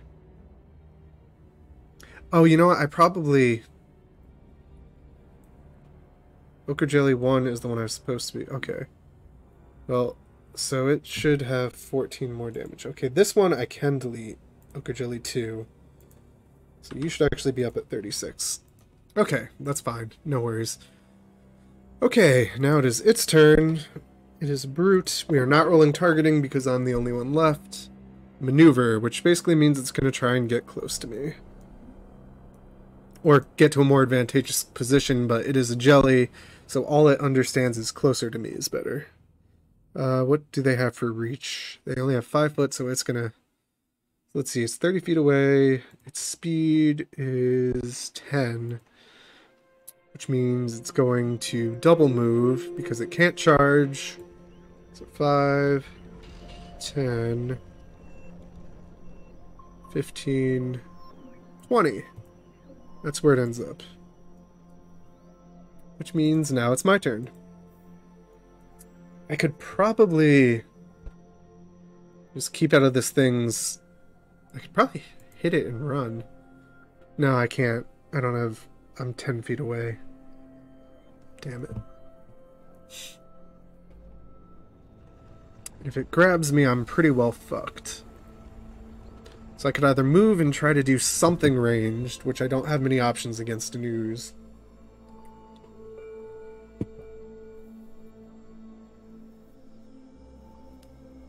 Oh, hey, Luca. I'm glad I made that command work. Alright, where was I? Oh yeah, I was considering how I want to die. You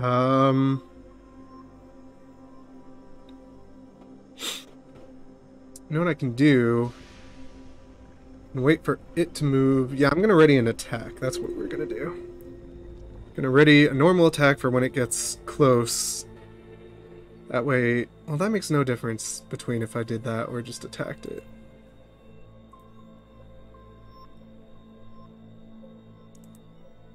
Yeah. I'm going to recast Alter Time on myself is what I'm going to do. It does not have reach to me, so it will not get an attack of opportunity. So yes. Drag Alter Time onto myself. And I have improved haste. Spend a spell point because concentrating on that would be rather counterproductive. And then I'm going to move... Yeah, there's a door there, so it can't... Even if it runs, it would have to squeeze through a door. Yeah, that'll work. I'll move back there. Okay. Now it is its turn. It should be targeting me too. Inevitably at this point.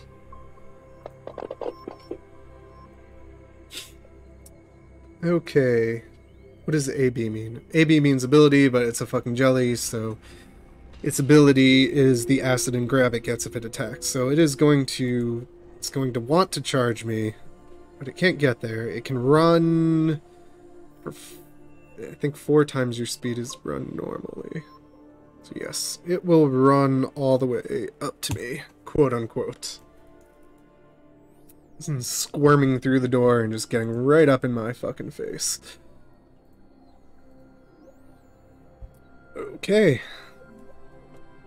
And now I have improved haste, which means I can full attack it with 2 attacks for what little good that'll do me. It is thankfully not immune to acid, so at least I got that going for me. Right. Clicked on myself. 2 attacks. 14 and 18, its AC is fucking 4, so both of those hit and both will deal the damage. The extra damage. 2, 1, 2. Alright.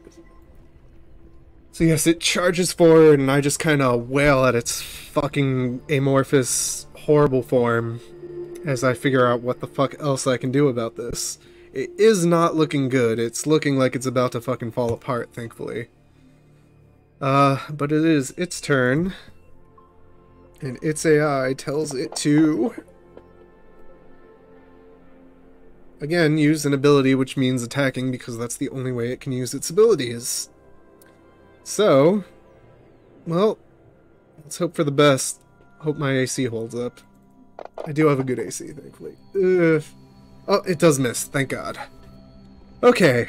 Whew. I fucking wail at it, and it tries to lash back, but I duck to the side. And then it is my turn. And I'm just gonna wail at it some more because that is the only option I have without any undead left. So, 1, 2... Wow, I actually missed one. But let's see if we can finish it with one hit. Please? Yes! Thank fucking God. Okay, the fucking thing just collapses down into a puddle on the floor. I'm just gonna delete it because you can't raise jellies as zombies or skeletons, unfortunately. I need to check the table how many fucking entries are actually... No, that's just the roll version. How many entries are just slimes and cubes and jellies and other shit I can't raise. Anywho.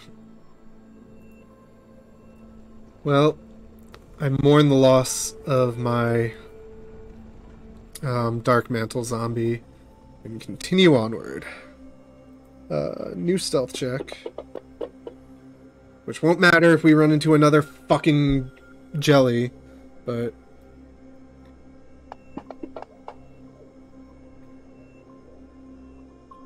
Four-way chamber. That's not technically a chamber. This is a chamber. That'll work. Boop. Okay, that's one. We did not run into anything. Continue along, follow the law, and check the leftmost next. Uh-oh. There's a dead end. Does that count as chamberless? Yeah, it does, because there's also dead end with chamber. So we encounter a trap. Which it should have... Oh, I have to roll the trap manually because it doesn't know which other thing I rolled. There's only so much automation you can put in sometimes, but I have the trap chamber, or trap generator right there. Okay, so as I step into this hallway, I am struck by lightning, and I'm not going to even bother dodging because I am immune to electricity. So yeah, I step into the room and just kind of sit there as a spark of lightning zaps into my armor, crackles around me. I just kind of shudder and shake it off a bit and grumble to myself before going to explore the next area.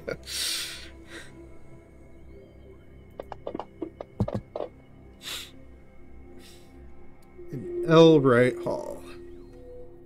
L right. Okay, yeah. It's one of. Actually, this will work. Yes. If I can ever rotate correctly on the first try, which I cannot. I think that's rotated right. Right? Yes. Okay. That is one after a trap.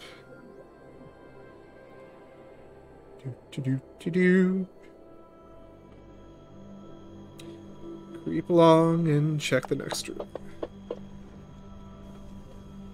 Dead end chamber. Cool, right there.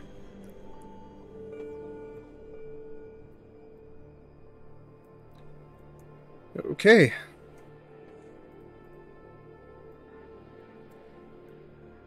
Well, I'll search around there, not find anything. Oh, in case anyone's new, this is what the dungeon looks like so far. There's also stuff over here from when I changed floors. Oh, it's bigger than I thought. Anywho. Well, let's double back again. I can't squeeze through there. Darn. Okay. This will be number 3. Another dead... Okay, we're not out of places to go. Boy, whoever built these dungeon sewers really just kind of... I'm guessing most of these dead-end things will look like they've got little flows of sewer slime going down them. But it is not something I can pass through, so I've got to head back into the light source. and continue onward. Excuse me for that. Getting a little stuffy. What was I doing? Oh, right. The next. Sorry, didn't mean to click the spells. A straight left chamber. Which is like that. I've already done that one, but who cares? Straight left actually means my right. And that actually has a dead end there because of the way the dungeon got generated. I'll continue forward, peek around this corner and be sure nothing's gonna jump out at me. And then go down here, and this will be number 4, which means there will be an encounter roll in here if there's not one normally, and there is not. So left hall. Let's just do another one of these since I already got it. Okay, well, let's roll for a hallway encounter. Combat encounter. Cool. And that doesn't auto-roll just because it varies what you could be running into. 1d4 ghouls. Ha! They got nothing on me. I think I can raise ghoul corpses and zombies and skeletons still. Alright, click that. Generate it. Ooh, 3 of them. Oh, did I take my XP from the jelly? I don't think I did. Definitely don't think I did. Well, let's add them to the tracker. It's fine, don't worry. I didn't. Thank you. Dark Mountain, that's not... Does it not have the one that I generated? Oh, because it just put it on here, I think. Where's that jelly?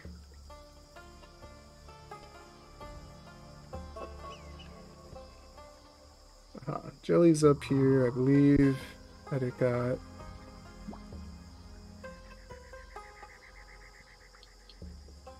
I guess at this point I'm kind of getting to the point where I should just look it up.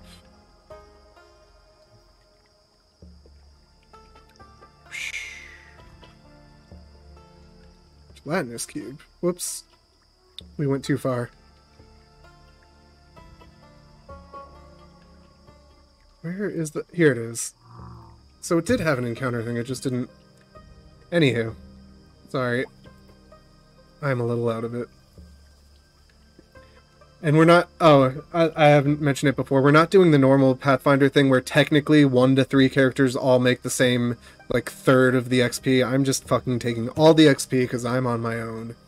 And people can fucking deal with it. However, I am waiting to level up until in between sessions. So, if I do level up, which seems likely if I recall how much XP there was for these ghouls I'm about to run into, I will not make people watch me looking through shit. Okay, well, first step, I'd rolled 16 for stealth if I recall correctly, which I probably don't. So let's see if they see me, first of all.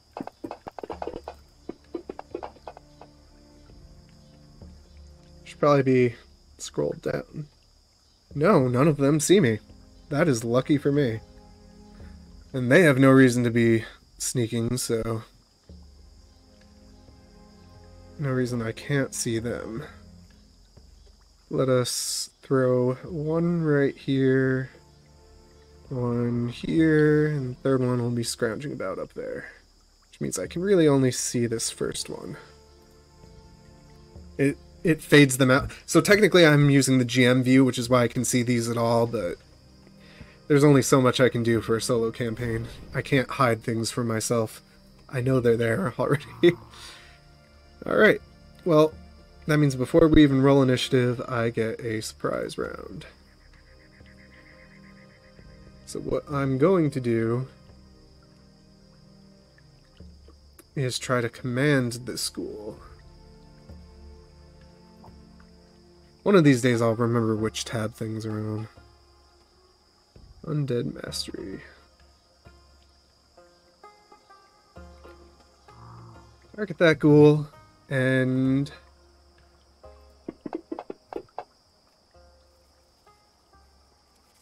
Failure. So that ghoul is now under my command. That's ghoul 1, right? You are now friendly to me. We are best of friends. So it's Undead Mastery, which is basically like the command it's basically like the command Undead feat, except it's single target. I have a bunch of hit dice worth I can control. I am going to keep count of that. It has 2 hit dice.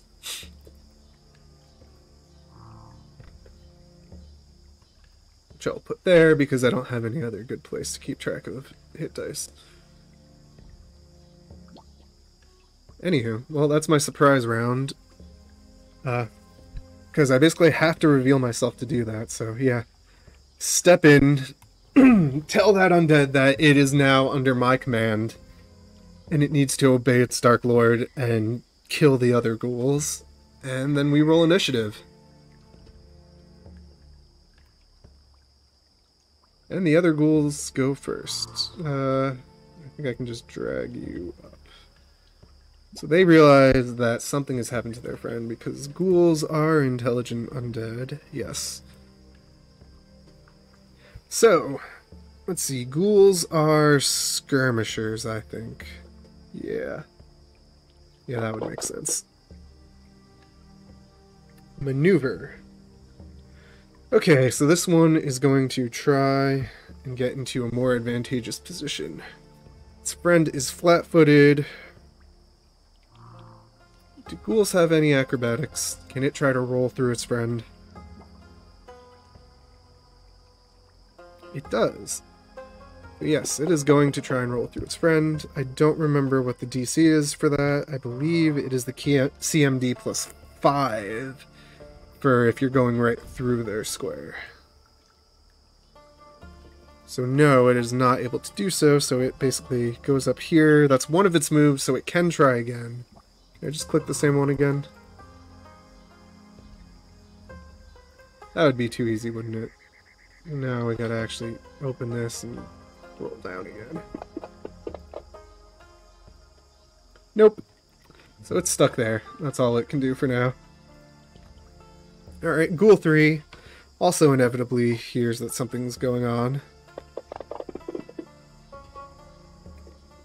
Okay, ability, which means we do need a target, since it could attack its friend too.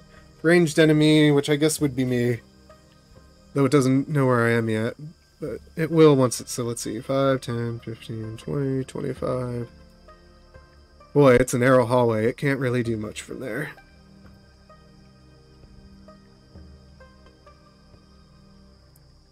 Yeah, it really can't.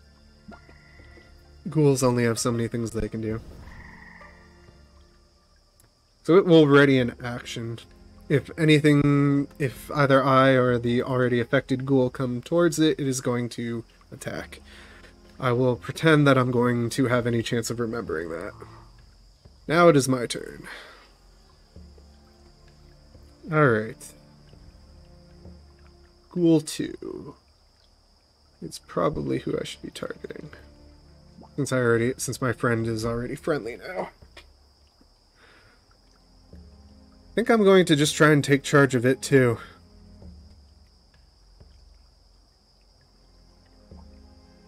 Yes, I see the other one come up, and I just immediately turn my attention to it and tell it that it is also under my command. If I can fucking click the proper tab ever in my life. I don't have a limit on per day for Undead Mastery, do I? Nope. Only the limit on the hit dice. So you must save against me. Nope, he is not buying it. He does not respect my authority. Alright, well I'm going to use my move action to bring up my War Leader tactic to give flanking within 25 feet of this spot. Me or any allies will count as flanking if we're both threatening the same creature, so I will step forward to be threatening it too. I don't have any cool automation for that because there's really no way to do that. You just gotta add the +2. Go away. How do I... Oh no, that's the 5 foot from who I'm targeting. Alright, well that's my turn. Now it is Ghoul 1's turn. And he is my friend now, which means I can just control him instead of rolling AI. I'm going to tell him to tear apart his friend who didn't listen to me. So that'll be a bite and 2 claws, which will have a +2 from flanking because of the aforementioned tactic. So yes, please eat your friend. I don't think any of those hit. What's the AC of a ghoul? 14. Oh, the first one hits. Okay, so the bite hits, thankfully. But the disease or paralysis are not going to work. Obviously. Whoops, let's target it. I keep forgetting the target. That's like my biggest problem so far in this. Right. Bite hit. 4. Boom. Oh yeah, he took a good chunk out of his friend. Just lunged forward, ripped off his shoulder, and is now eating it happily. That's its turn. Ghoul 2 was just bitten, but... So, one thing just to mention, there are even more complex rules. So the first time I did this, I did the simple ARI rules, which don't have these, you know, character type things. There's even more complex ones where you see how it says fresh there. The more complex ones, you have different ones for basically the stage of combat they're in. And I'm not putting all those in yet. Maybe later. We'll see. But that is a lot of tables to try and quick bar. Alright, maneuver and target. What do you mean unable to find result row or column? Did I mess up that table? Okay, farthest. So it is maneuvering to be more advantageous compared to where I am. I think it's going to want to try and... Why do these things maneuver so... Oh, because I gave it Skirmisher. That probably has a lot of maneuver results on the table. Alright, he's going to try and roll through me, which is a mistake, but he doesn't know how my CMD looks. Actually, my CMD is not that great. Yeah, but that's not going to do it anyway. So there'll be one attempt. And then... Actually, I think at that point it's going to be smart enough to just try and leave. I mean, I'll get an attack of opportunity, but it has cover. Oh, but so would its friend. Now it's smarter than that, I think. So yeah, it'll try and roll through me again. That's really all it can do with that AI result. What was I doing? Oh, right. Waiting for it to... Same result. Nope, it's not going anywhere. It is a stupid ghoul, and I am just preventing it from rolling past me because I don't want it flanking me. Because it is a fucking ghoul and it wants to eat me. Which it really shouldn't, I'm undead too, but I've got to assume the things I generate are enemies for this one. Later on, we'll change that. There actually are a system, again, once I have the full flex tail system in, there is a system for changing it to a negotiation instead of combat, which I will use against undead creatures and other evil things that can be my minions once I have everything in, but for now, I'm just gonna fight them. Okay, Ghoul 3, it did not get to use its ready to action. What are we're still calling it a skirmisher. AS, secondary attack, which means it'll claw, but it needs to be able to get past someone to do that. Well, as a secondary attack, it can probably throw something. Do you have any equipment on you that you could throw? You know what, I'm just going to let it throw a rocket at its friend. Oh wait, no, I need to target to see who it's throwing the rock at. What the fuck? What is wrong with my fucking skirmish targeting? I'll check that later, I don't want to pull up the tables again. Okay. So Ghoul 3 is going to try and throw a rock at me, and I'm just going to call that... I'm just going to use its claws for that. It does not have throw anything, so that should take a -1, but it has minor surge, which cancels that out, so it all works out. Whoops, I was just trying to draw one of the...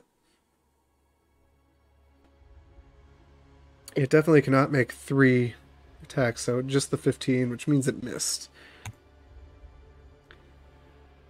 I guess I can't... See, this should say or claw, is what it should be set up as. I did not set up the ghouls. That's something that already came with this, and they did wrong.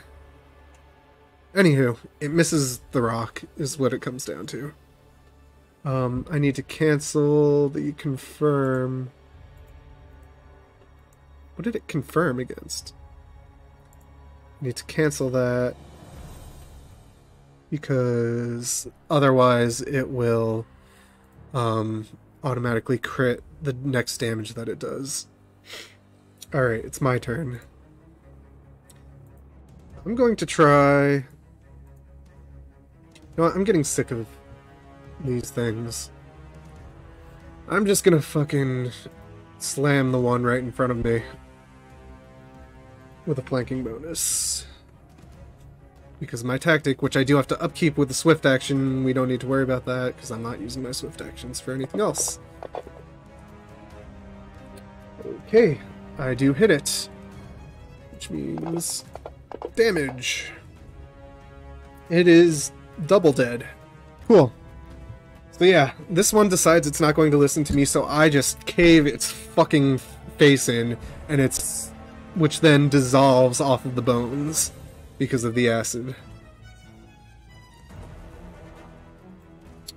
So this one is dead. I don't need to delete it because I can use its corpse, which will matter.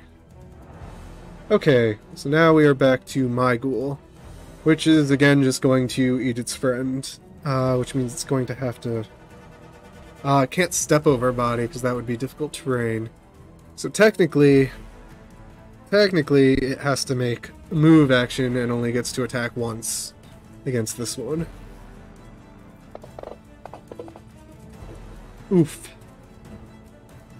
Whoops. Here it's targeting the wrong one anyway, but that doesn't matter because they have the same AC. What did it just create an extra... Some of the ways these work aren't entirely intuitive. Anywho, Ghoul 2 is dead. Ghoul 3...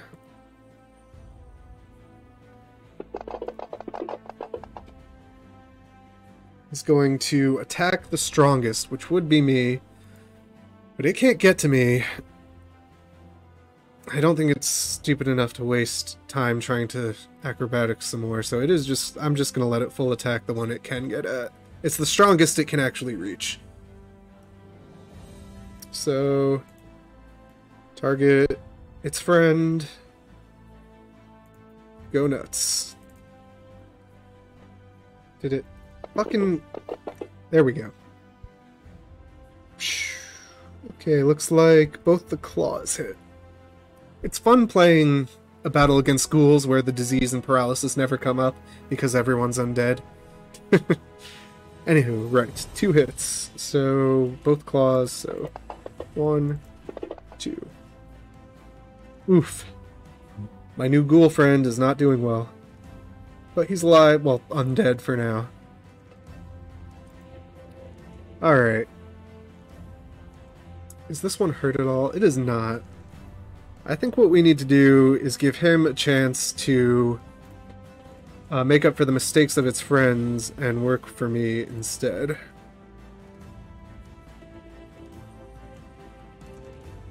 So, we'll save.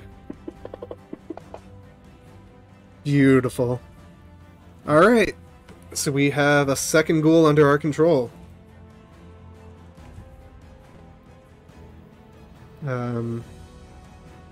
So yes, 3 is alive, 2 is not, but I'm keeping that there for just a moment so I can bring up the monster factory again. I guess technically I guess technically you can't actually put the zombie template on something that was undead, can you? Hold on, I'm gonna look that up really quick. Actually, I'd probably want to make it a skeleton anyway, because it couldn't fly. Skeleton, template, Pathfinder. I could put my browser up, but I'm using my other browser window. So you'll just have to listen to me looking at stuff. It's acquired template that can be added to any corporeal creature other than an undead. Okay, so no, you cannot raise undead as new undead. That's a shame. So I will just get rid of that corpse then.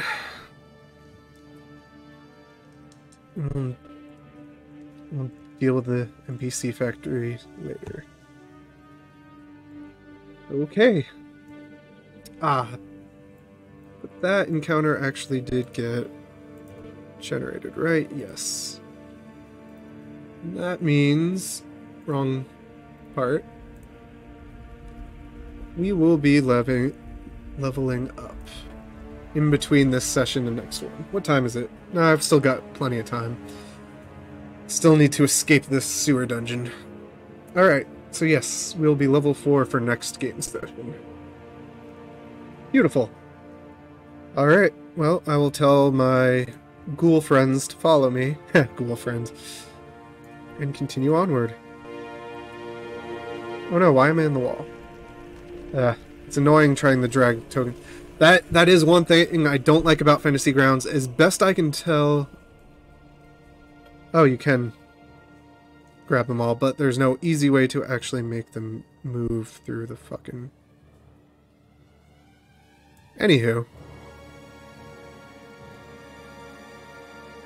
Did it just... Anywho. We'll worry about that later. Right. So, next room. A straight right chamber.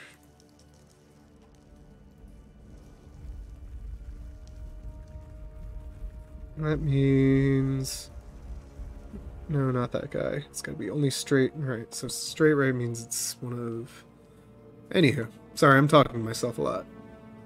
I do that when I'm streaming. There are not enough tea. It's gotta be a chamber. That's more hall than chamber. This is one. Okay, straight right means like this. Which means it does dead end into the other parts of the dungeon. But there's at least a new spot we can get into.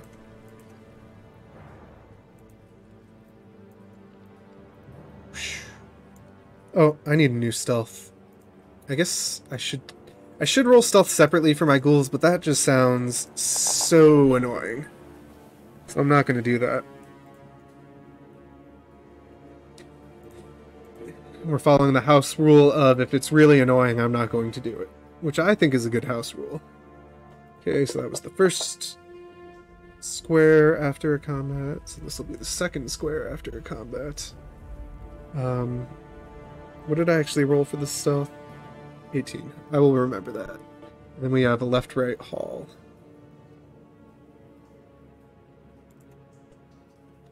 Left, right, hall. This will work.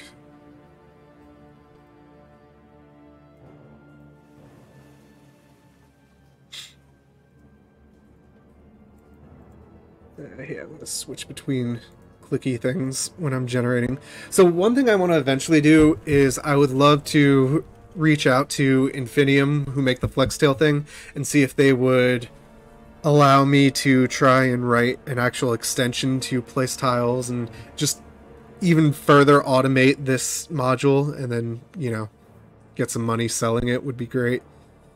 And, you know, if I could make it automatically place the tiles for me, or at least automatically drag them onto the map, that would be so amazing. Following the rule of left, this was number 2.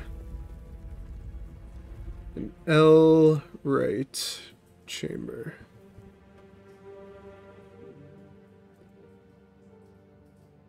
I was actually playing with map tools for a while trying to do that, but I had some issues with it.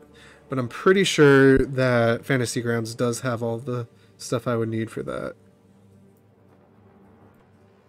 I'm still learning the extension scripting, though. Lua is not my most well-known programming language. Ah, Oh, I was... Sorry, I dragged that. I did not click that, apparently. Alright. Creep through this chamber. That's supposed to be open. Hold on. How do I... It doesn't matter. It's just terrain, so you can move through it anyway.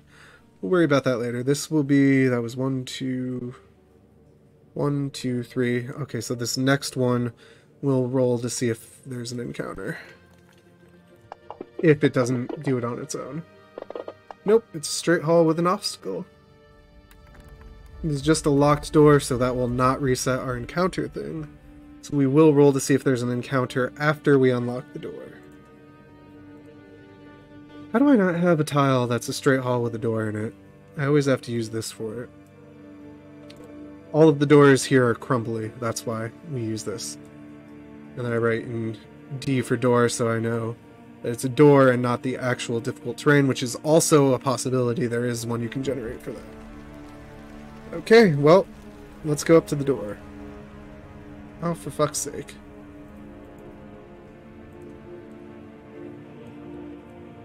Go up to the door, fucking click things 20 times, and attempt to disable device. With the DC of 25, because you add 5 to that, as I mentioned earlier, if you're doing a skill check. And we are plenty good. We open that door without any issue, and we run into...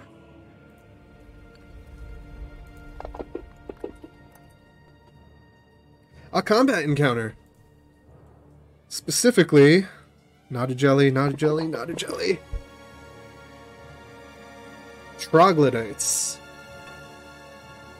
That sounds fun.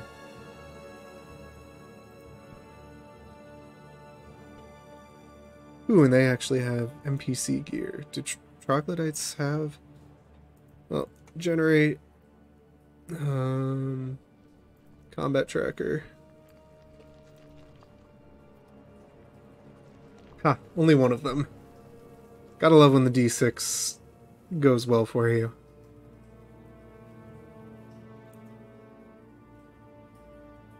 Oh right, troglodytes are the reptilian thingies. And so they have clubs.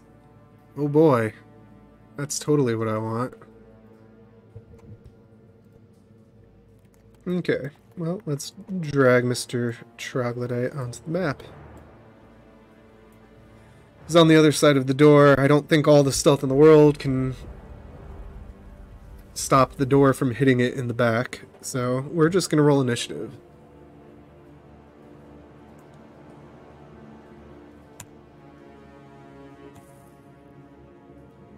Okie dokie.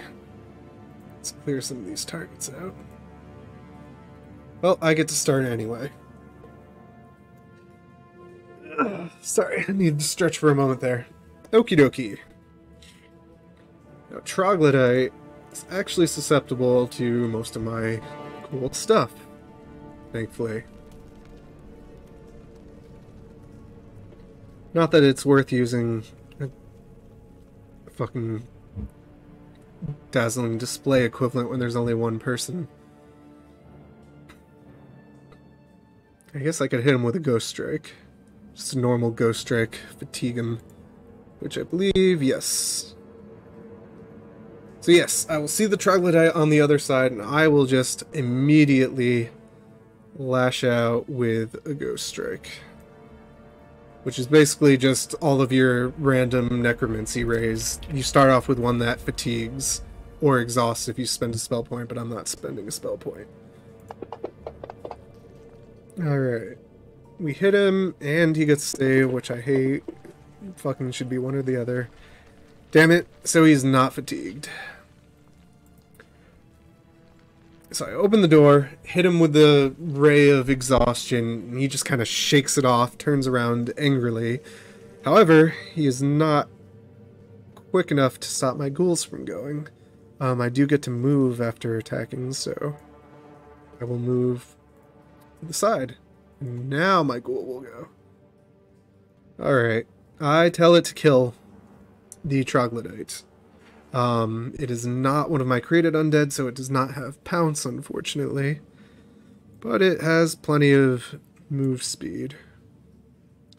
See, the door would just be there. That's not actually difficult terrain. The troglodyte is not gone, so it can maneuver around to get ready to flank with its friend. Though I do have my tactic, but I would have switched that to Courier's Dash after the last one, which just adds speed. Anywho, it moves there and it bites, except I didn't target the troglodyte. But I doubt a 13 hits it. Wait, you just have to... So that's how you... So, nope, it does not hit the troglodyte. So it rushes in there, gets to the back of the... Wait, what's its flat-footed AC? Also 15. Never mind. Gets in there, takes a bite at it, and just kind of doesn't get past its armor. However, its friend is going to come in and help. It should probably start in an actual square. To do so, it will move in there, get a flanking bonus, and do also just a normal attack.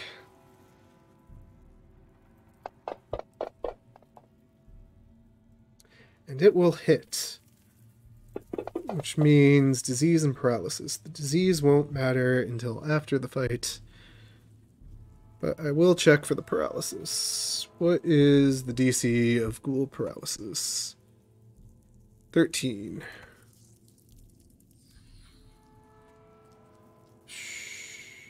Fortitude. It does not save, so it is paralyzed, which there is an effect for. It's paralyzed for how many rounds? I think it said 1d4. Well,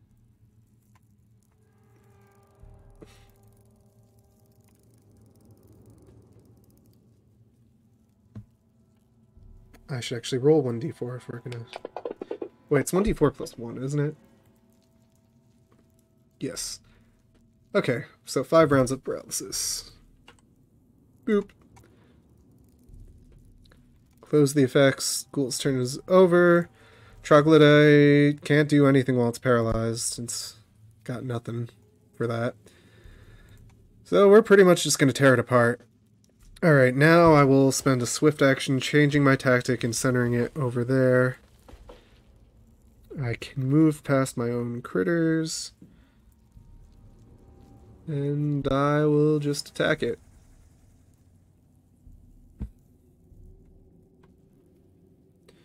I get the flanking bonus because it is being threatened by them, and I have my tactic doing that. So yes, attack away. Ah, that definitely doesn't hit. Oh, or it does. Oh, because I guess paralysis does that. That doesn't seem right.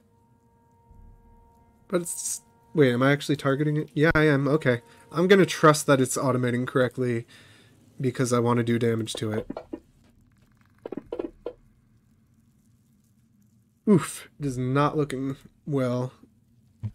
Yeah, give it a good slam right in the weak point of its armor. Let the acid start dissolving it while it's living but paralyzed and unable to do anything about it. Because I'm just nice that way. And now my friends get full attacks.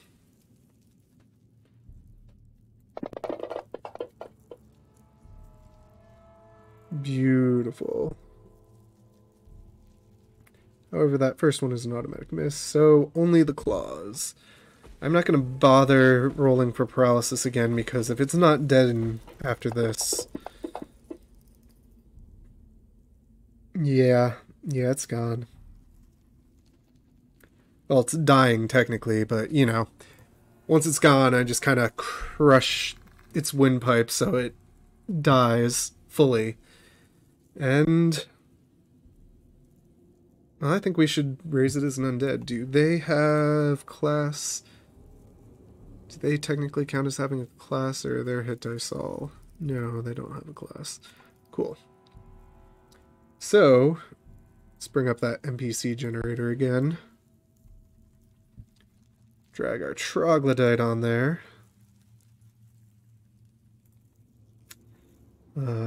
Delete it from there because it's going to become a new friend. We are going to raise it as a... No, not a bloody skeleton, not until we have permanent undead. We'll raise it as a burning skeleton and a brutal skeleton, which again means I'm going to be giving it... Once I have permanent undead, I have better ideas for talents to give it, but for now, it's going to get pounce from... Oh, you know what I can do? Class speed bonuses to undead. I can have it add the pounce special quality here from Twisted Reanimation, which I guess technically I could add other things instead, but when am I ever going to pick anything other than pounce?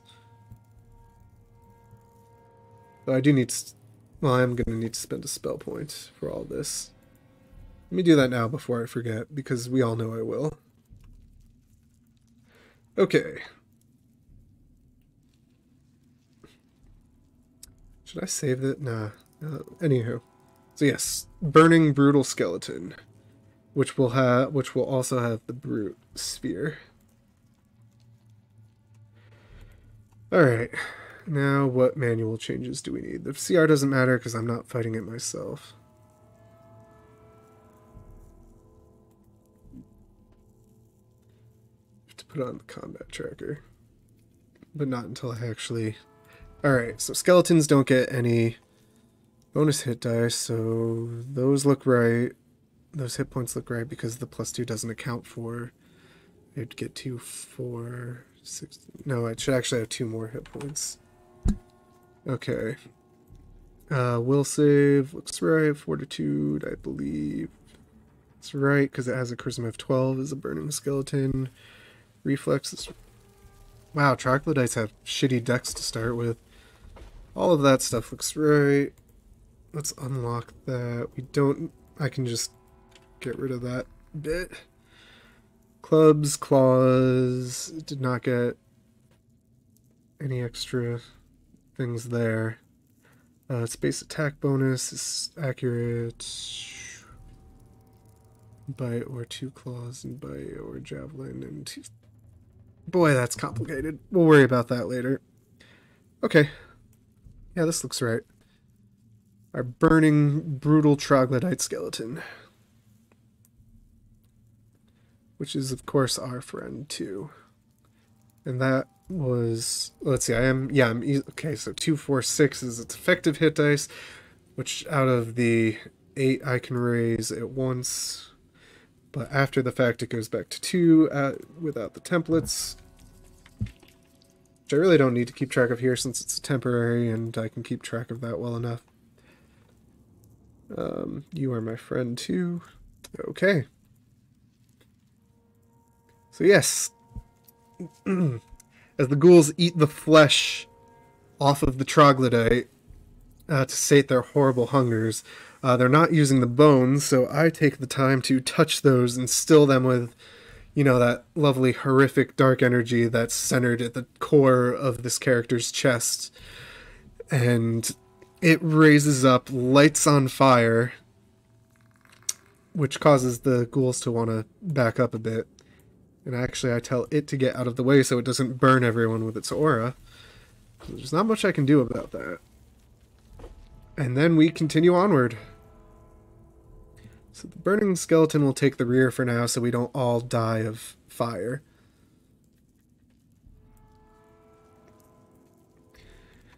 Then I will roll stealth. I will minimize this. My stealth is horrible, so we'll be seen by whatever we run into next, but whatever. Why can you not minimize the combat tracker? I guess because it's right up here anyway. And it doesn't change if you close it. Alright, back to dragging tiles on. Straight left hall. Straight left hall means like... Well, exactly like this. Let's see if I can... Straight left hall.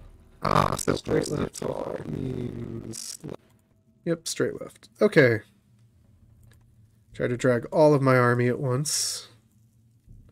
So close, just easy tower. Yeah, because they're straight left walls. Okay. Oh no. let's just go back to doing them one at a time.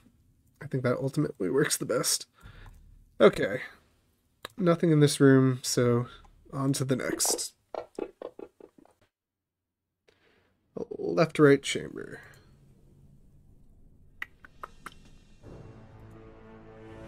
I believe that is on the previous page. Yeah, this will do. Are you not rotating? Oh, why is this such a tiny little thing to fucking rotate with? I'm sure there... Yeah, I guess I could just click that twice. That would be too easy, wouldn't it? Okay. So that is number 2 after the encounter. Drag everyone up into the room. Nice big party. Oh, you're too close, so that ghoul inches up here instead. Ghouls do retain... The ghouls are intelligent, so they will actually get saves against my undead mastery every few days, but... Oh, only 24 hours. Oh, wait, no. Target undead, troll is permanent undead. Yep, every day. Yep, I was right the first time. I need to stop doubting myself. Anywho, next tile. We'll worry about that once we've long rested a couple times. L left hall, which effectively means a dead end. Once again, so close yet so far.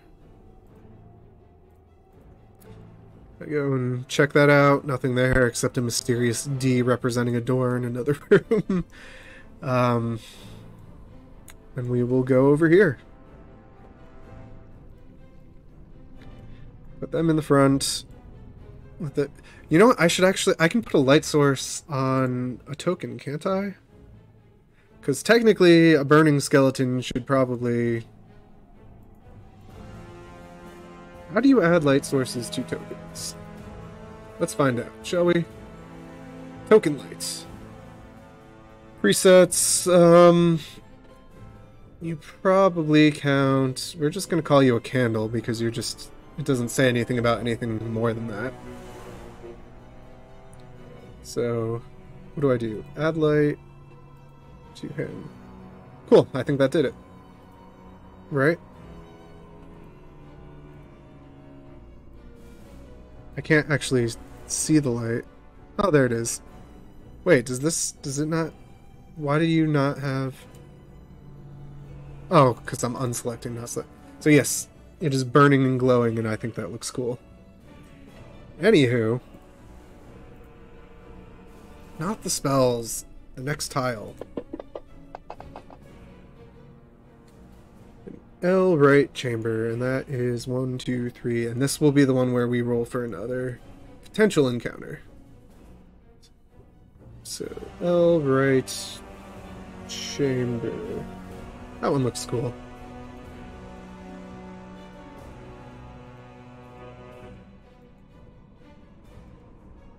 Hooray.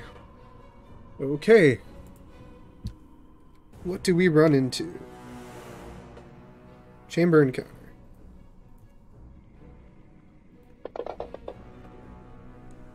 No encounter.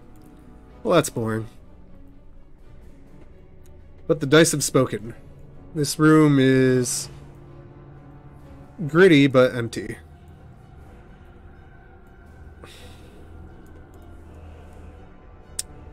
Alright. You know what I should do? I should actually have the burning skeleton go ahead, because it will be an obvious target, which means I won't be the obvious target of whatever we come across. But then again, that would automatically mean stealth fails. But then again, stealth hasn't been my friend so far, so yeah, I'm gonna let it go ahead. Anywho. Straight hall. That's a shame. I was hoping to run into a bisexual hall. I know, bad joke, I'm sorry. Don't hurt me. Alright, this one I believe we can just drag everyone down there without any issue. Oh, one of our ghouls got stuck. It's fine. Okay. Number 2. A dead end. That's a shame.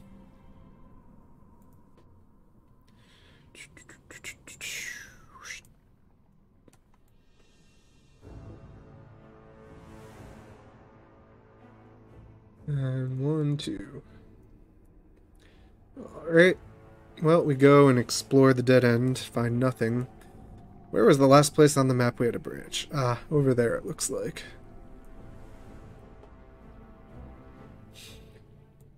Okay, but traversing that many chambers, I think you're supposed to also... 1, 2, 3... Also check for wandering monsters and stuff. So once we get back to this room, I will roll again. While we backtrack. As I drag 50 tokens. Because I wanted to play someone with undead minions.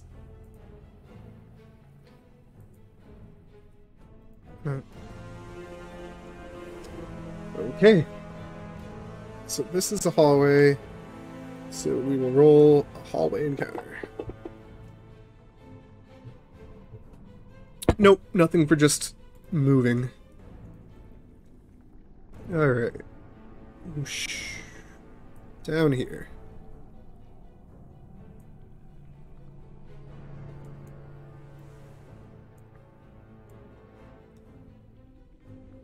Oh, come on, just go where I tell you. Ghouls can go first this time. Fucking get stuck on everything.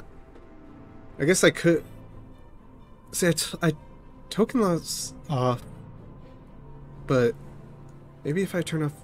The GM should be able to drag stuff through... I'll worry about that later. Anywho. This will be another 4th. So an L left hall, and we will roll once more for an encounter. Ooh, we haven't done this big curly hallway yet. Left means... that. Okay.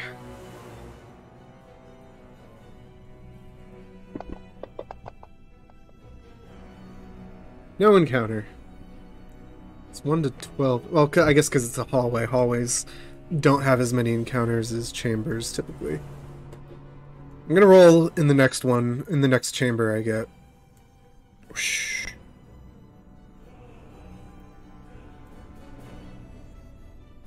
It's fun trying to drag that. What if I... Nope, right-clicking just makes me start dragging the map. I'm sure there's some shortcut to just ignore the walls, but... Stay back there, skeleton. Okie dokie. Ooh, roll again with treasure. That's always fun. Ooh, and we've got a chamber. Which means I'm going to roll for an encounter, too. And I will try to remember to roll for treasure afterward. We've already done the dirty chamber recently. It said... No, it was L right. Whoops.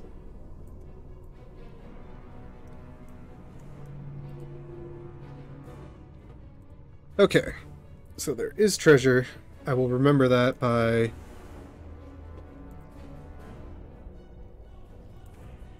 putting in a... Is it a tile or... No, we don't... It's not a tile, it's a... God damn, why does it go up 2 when you click the... Oh, because it says up to index, that's why. That makes sense. I guess I'm supposed to just click that. Alright. Here's a treasure chest. That's how I'll remember that there's treasure in here to check out when we are done with whatever encounter there might be.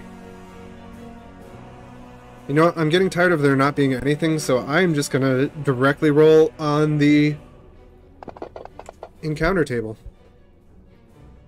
What the fuck is a Vargul?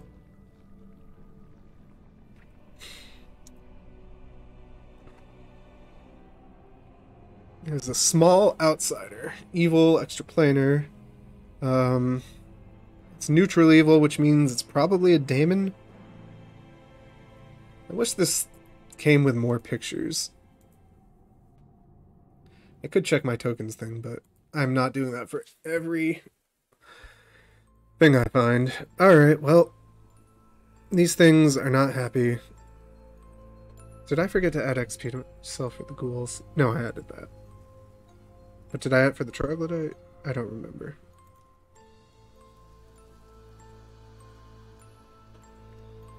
I'm really bad at remembering to give myself XP.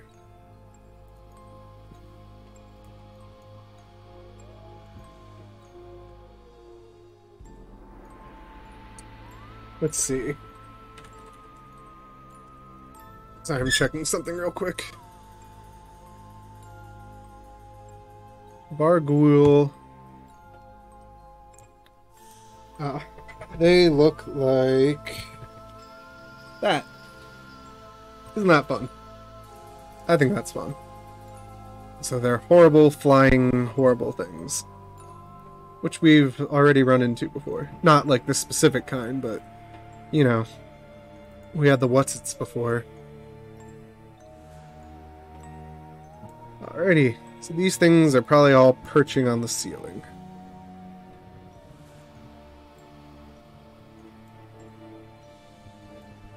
Alright, my stealth is 12, which means I'm probably not going to survive 4 of them searching for me. Or maybe... Nope. Okay, there it is. Okay, and they have stealth too, so they're probably... We're gonna roll stealth for them. And I cannot fail by that much, because there's no automatic there's no automatic misses on skill checks, so no matter what, I do see these things fucking hanging on the ceiling. I believe these things probably are also going to count as lurkers. Ooh, kiss, poison, and shriek. Am I making this... Okay, it's a helpless target. Poison, shriek... 60 feet, succeed or be paralyzed. Okie dokie. That'll be something it uses if it rolls too. Anywho, we all see each other, so we're doing normal initiative. And I go first. Again, thank goodness. Oh shoot, I still have my... I still have my haste on, which I should not. But that wouldn't have made a difference last time, so it's all good. I forgot to actually give that its duration. Why is the round thing not reset?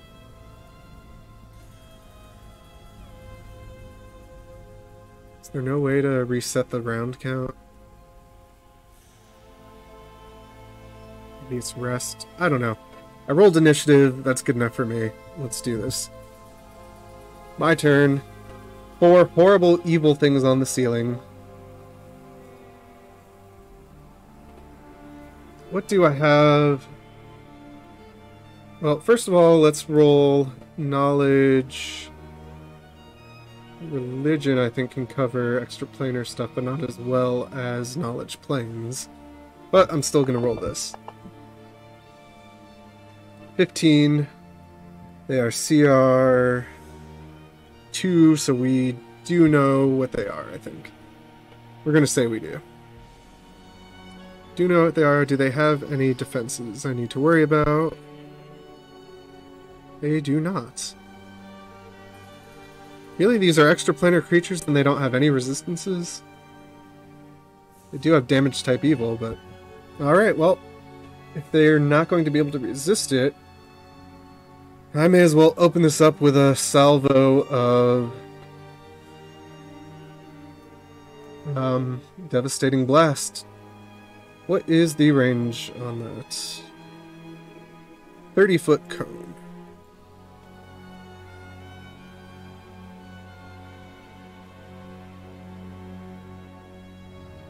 Could hit them all from here, but then I'd hit my ghoul too, which I probably don't want to do. I guess. So, I guess I'll move first. see if I move. Where do I want to move that makes the most sense? Don't want to move where I'd be the most obvious target, so I guess I will move here and then just aim my cone of horrific undead acid upward at all of them. So click that. I can target all 4 of them, I believe.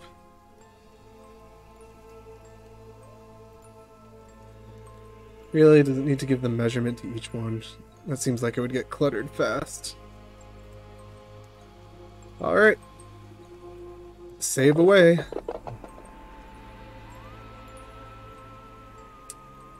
Looks like we've got 3 failures and a success. Let's see if it remembers. It says, you know, it has a half damage thing built in. Let's see if... Well, let's just see. Yes, it does automatically account for that and still give half to that one. Awesome. Alright, so yeah. Wait, why did it... Did it Oh, why did it unselect one just because it saved? That makes little sense. Doesn't matter, we're gonna clear the targeting anyway. Oh, whoops. This thing was not at the right turn. Now it is. Our turn's over, so yeah. I step past my ghoul, launch a thing of gross swamp-looking acid at them, and they all start screeching angrily as I begin dissolving them. Now they are going to be lurkers, I think. Either lurkers or controllers. They had some... I think lurkers. They make sense as lurkers. Or skirmishers. No, let's just do lurkers. I really need to not debate with myself about the AI because it's not that. Okay, let's not do lurker because they have the most broken table I haven't fixed yet. We're going to call them controllers instead. They're going to use... This first one's going to use an ability with a major lull, which means that the DC goes down by 2.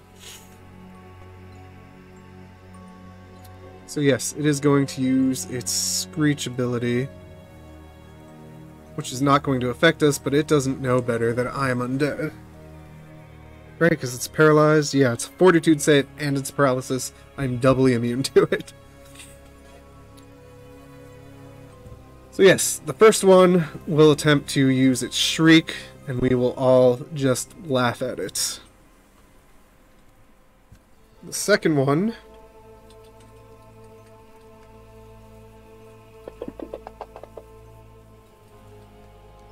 UD... Oh, means use an item or defend. Yeah. Second one will move back here to try and get out of range of whatever I just did to it. Or it'll 5-foot step there. Well, 5-foot flutter, I guess. And then it will take total defense, which I can do as a 1-round AC bonus.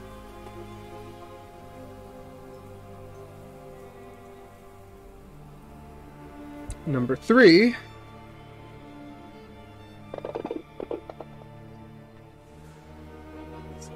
Also wants to use an ability, but it just saw that its friend ability did nothing. Its friend's ability did nothing to us. What other? It had Kiss, but I think Kiss revolves on around, yeah, helpless things. But it does have Poison, which also won't affect us, but it's something else for it to try. These things don't have knowledge local or knowledge religion to know what I am. So yes. Oh, I need to do the targeting thing too. Who is it going to try and bite? The weakest, which will be one of the ghouls. Which one is hurt more? Ghoul 1 is. So it's going to go for the one behind me.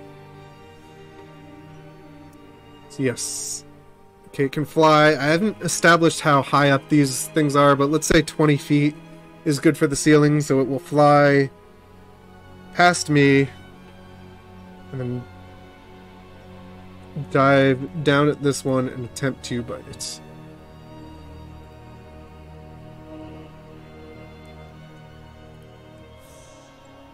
Attempt to bite it. I didn't double click, that's what the problem was. Okay, so it hits my ghoul for 1d4 damage and a poison that it's immune to. Oh! That ghoul's down. Well, can't do anything about that. Bye, ghoul. Poof. I guess I could keep track of it having a corpse there, but... Oh, 2, not 22. Having a corpse there, but C is for corpse. It's difficult terrain. Oh, 2, not 22. C is for corpse. It's difficult terrain. Okay, that's its... Notice I probably just didn't fill out the lurk. Number 4. Lurkers. Because a lot of... Basically the different AIs between the different types, some of them don't have every type of action filled out. And so if I copied one that doesn't have that filled out, but then it was supposed to be for the other one, and I mostly copied and redid the values. Yeah, that's probably what happened. Okay, this one is also ability. Forgot the target. On a melee enemy. Which could be any of us, because that's technically my attacks. I believe it says go for the closest if... So yes, it will swoop down and attempt to bite me.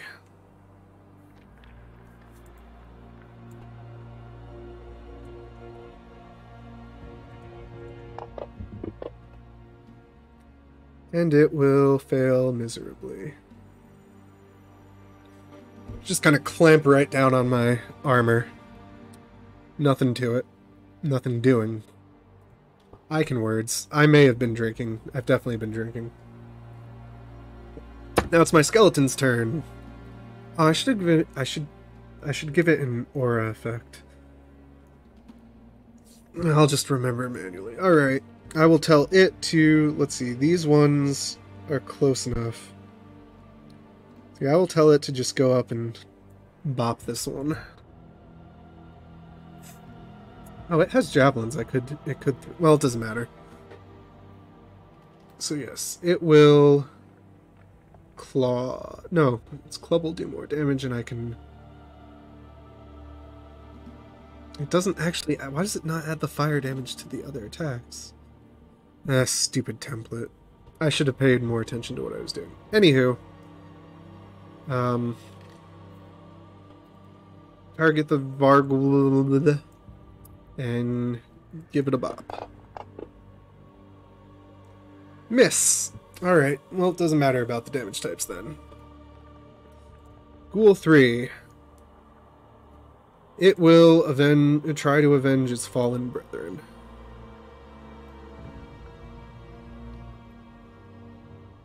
With a full attack, because it had to get close enough to attack.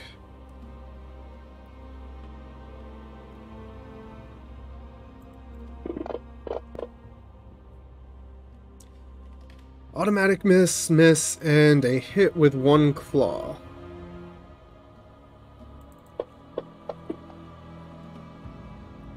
So 3 damage to Vargul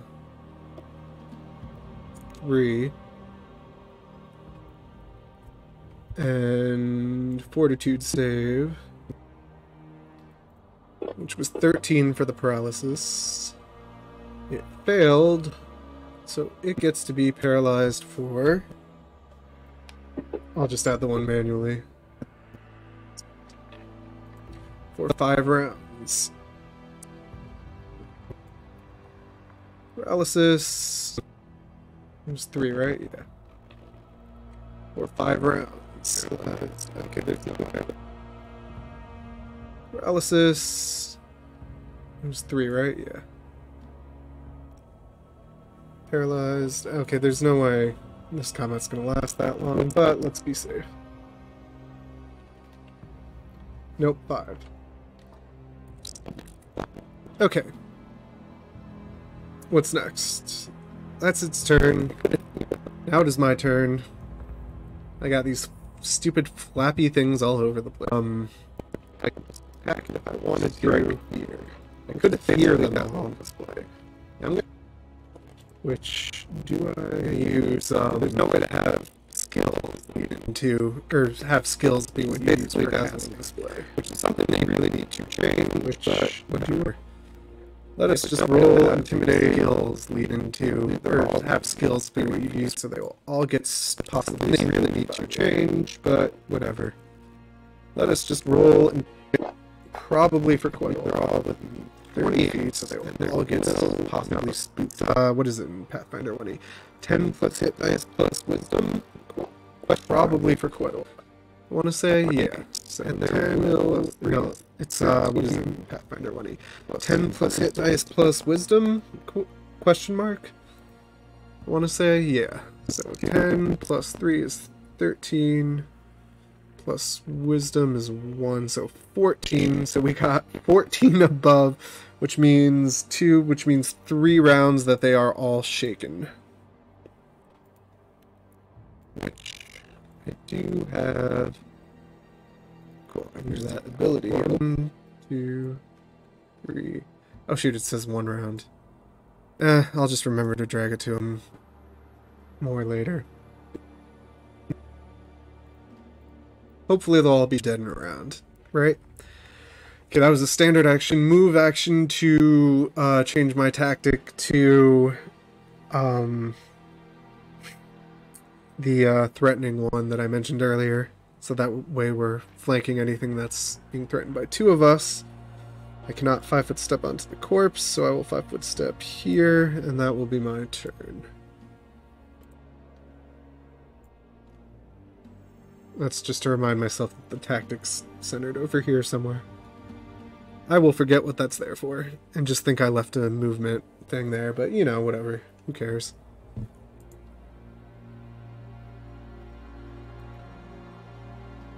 Alright, it is back to the Varghouls, which we're using controller for.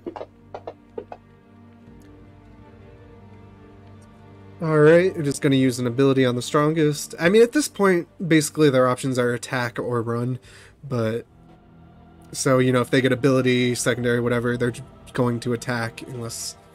Anywho, yeah. So it's going for the strongest, which is definitely me. I will hear no arguments otherwise, and it will attempt to bite me.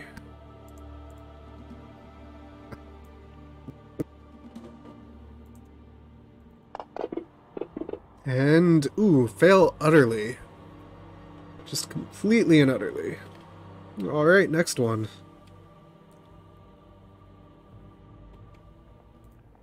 Wait, which one are... Did it... It's supposed to be on... Okay, yeah, it's that one.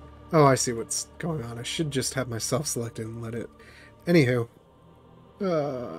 Controller... Targeting. Ability strongest, so it is also going to swoop down after me. What are these things' speed? 5, 10, 15, 20, 20. It's probably more than 25.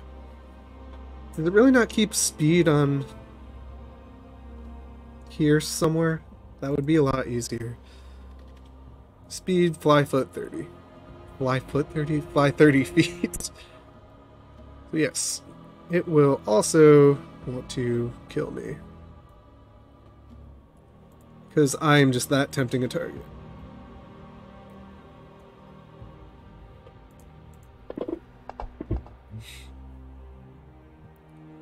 And it missed. Because I have my magic item, which... Yeah. See, my AC, I've got +4 armor, +4 natural because of my template, 2 from dexterity, and then I have a +1 from my armor being magic, which is kept track of differently than from here. It's technically an effect, so yeah. I am hard to hurt. Anywho, that was number 2. Number 3. None of them are dead yet. It was my guy that died. That's sad. No, don't roll it twice. It was ability either way. Ability on the farthest. Which would also be me from it currently. Oh! Aura from the fucking skeleton. It needs to... Does it need to roll against that, or is that... I can't remember. It's cool I have it listed. Brutal Undead. Burning Template.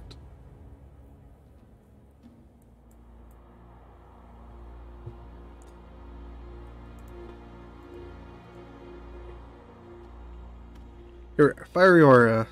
The start of their turn. Okay. Or if they strike it with a natural attack.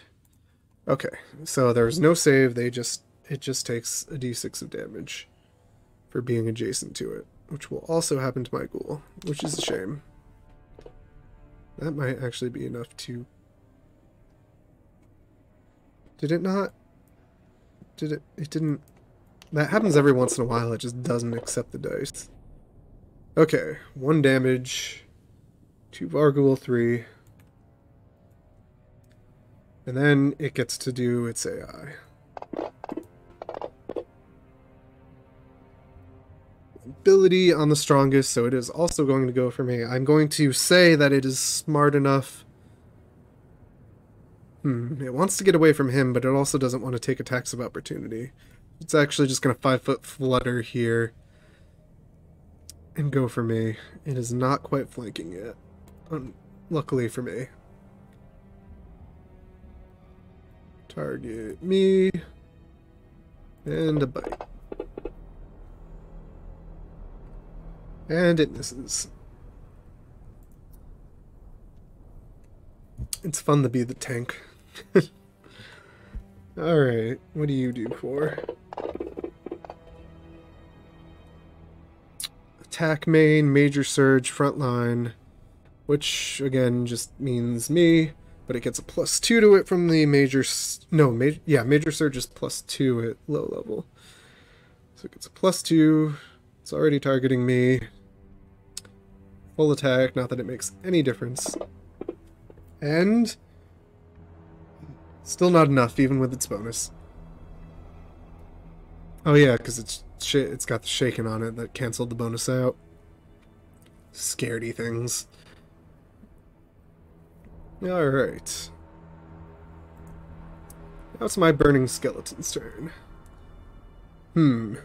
Well, its only real option is going to be to attack that Varghoul, which it's already targeting.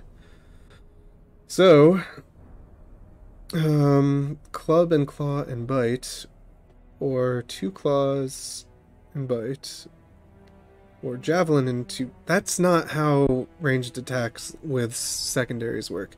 Well, let's just do club claw bite. That makes sense, because it has 1 free claw. What have we got? Looks like... all 3 hit. Cool. And then we'll also have fire damage on top of these. Whoops, that doesn't really matter.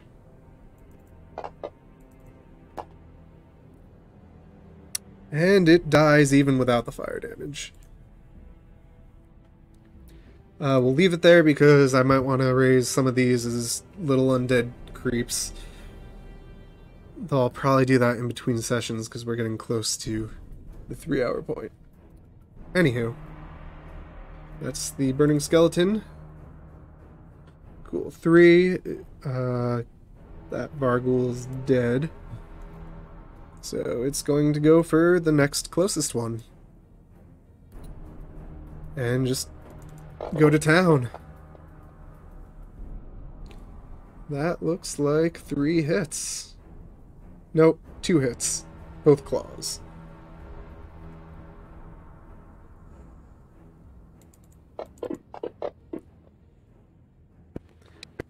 Did I make the...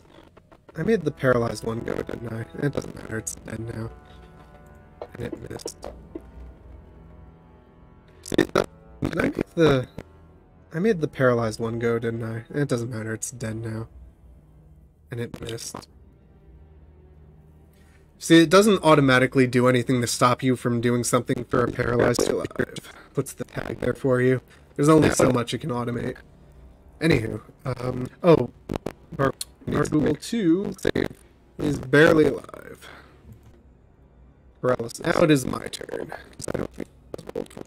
Oh, no, Varghoul 2 needs to make a save for the aforementioned paralysis. Because I don't think it has rolled over yet. It is fine. To remember to... That is my turn. Back on. Oof. Alright, that are alive. First of all, as I mentioned before, I need to remember to put the shake back on it. Or on the ones that are alive, at least. We have one attack. Second, flanking time after that one, which is worth noting. Yeah, I guess at this point I really don't want to waste another one of my cones and take a bunch of attack of opportunities to get into a good place for it. So let's just waste another finish off cones and take this one, hopefully.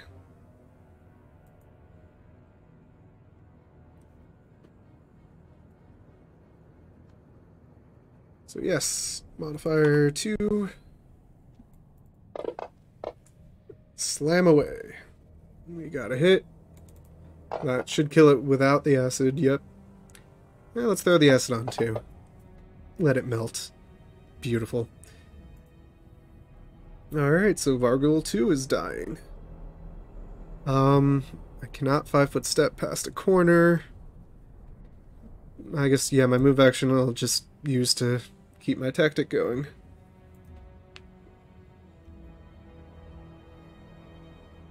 Alright, Vargul 1 is not paralyzed, it is shaken, it is alive.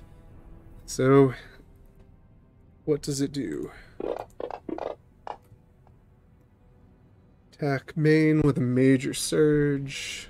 Frontline. So it's just taking another chomp out of me.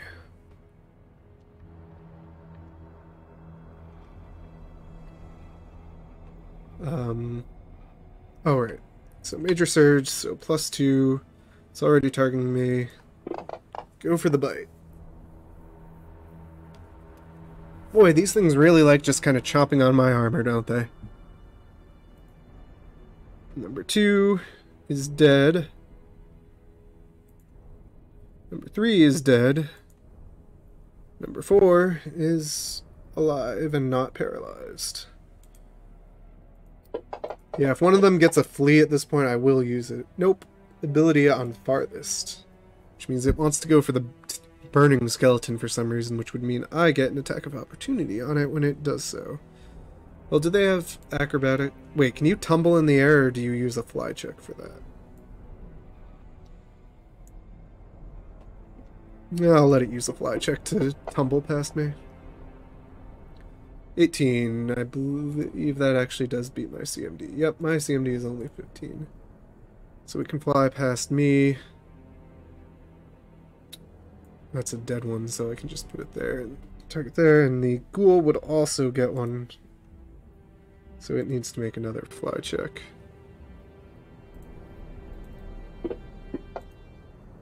It is plenty fine. Alright, so yeah. It's going to, for some stupid reason, attack the skeleton that is on fire.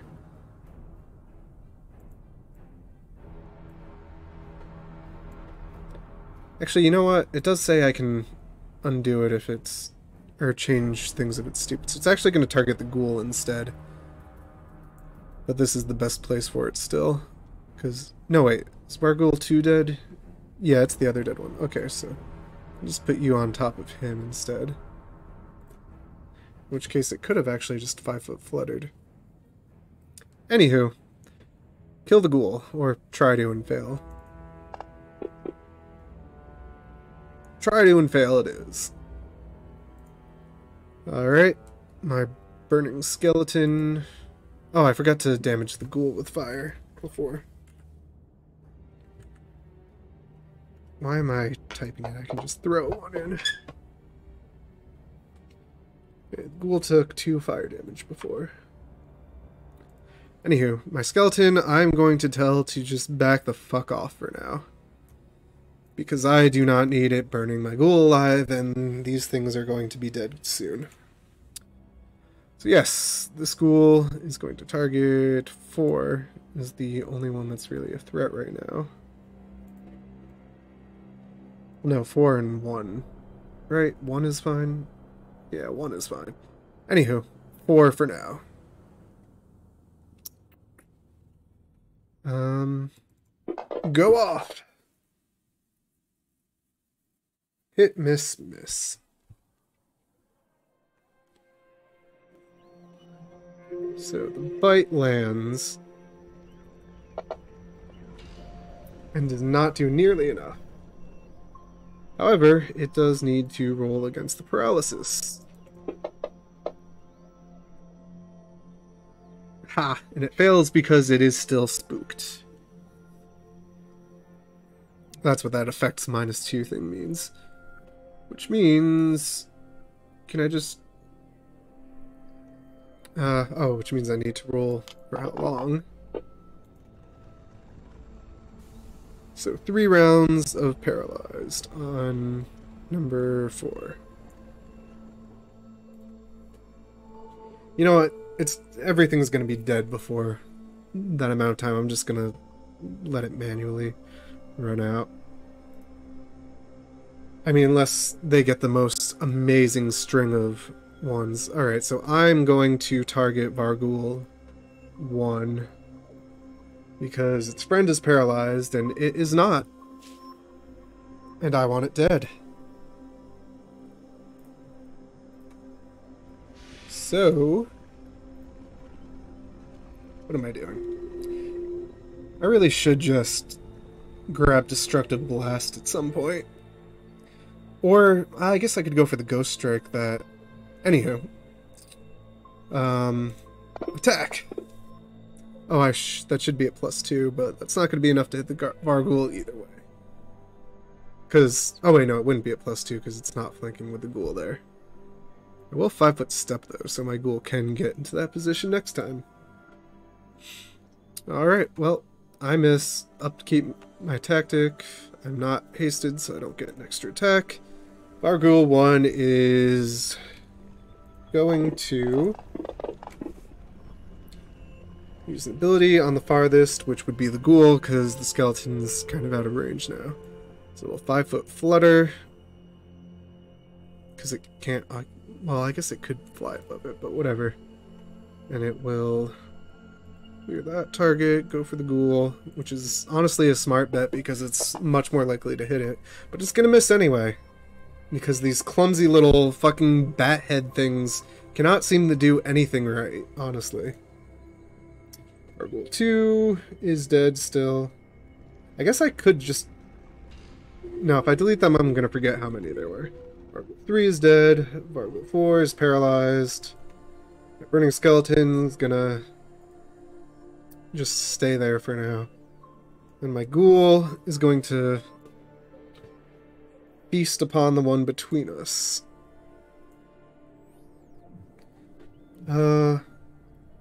Flanking modifier, I don't think it automatically accounts for.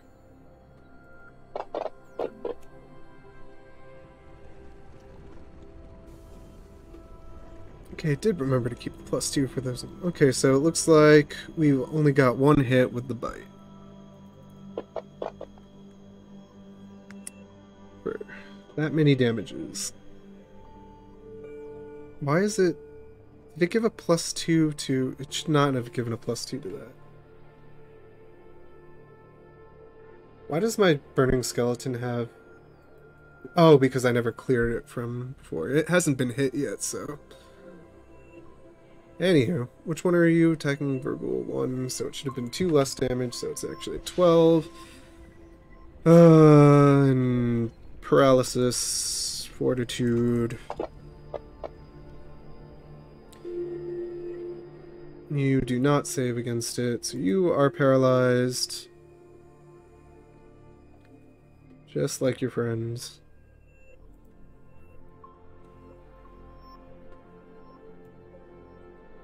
Which one is this?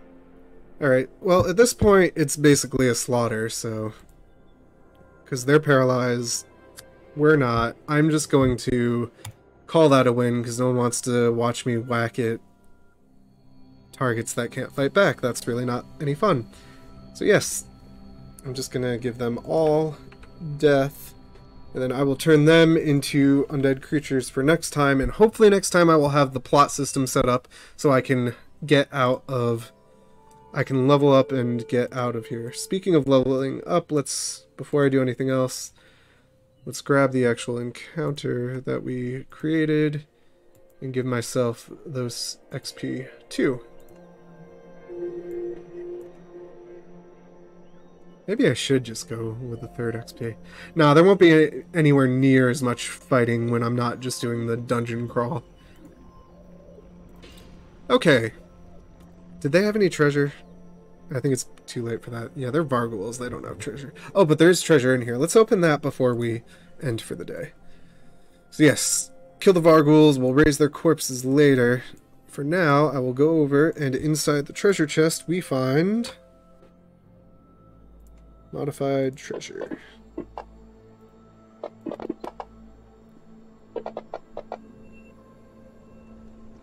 Ooh, we find 50 gold and a potion of mage armor. Not the most exciting in the world, but hey, it's something. I can give the potion to, you know, one of my ghouls, maybe. It could drink mage armor, and yeah, because that stacks with natural armor. Anywho,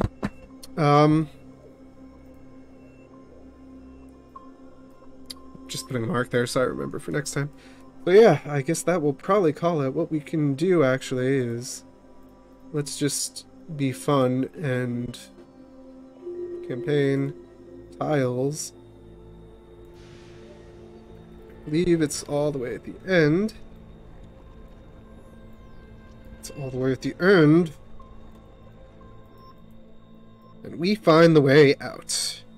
So next time we will start on the actual campaign and have some fun with generating plots and figuring out ways to automatically generate evil things to do.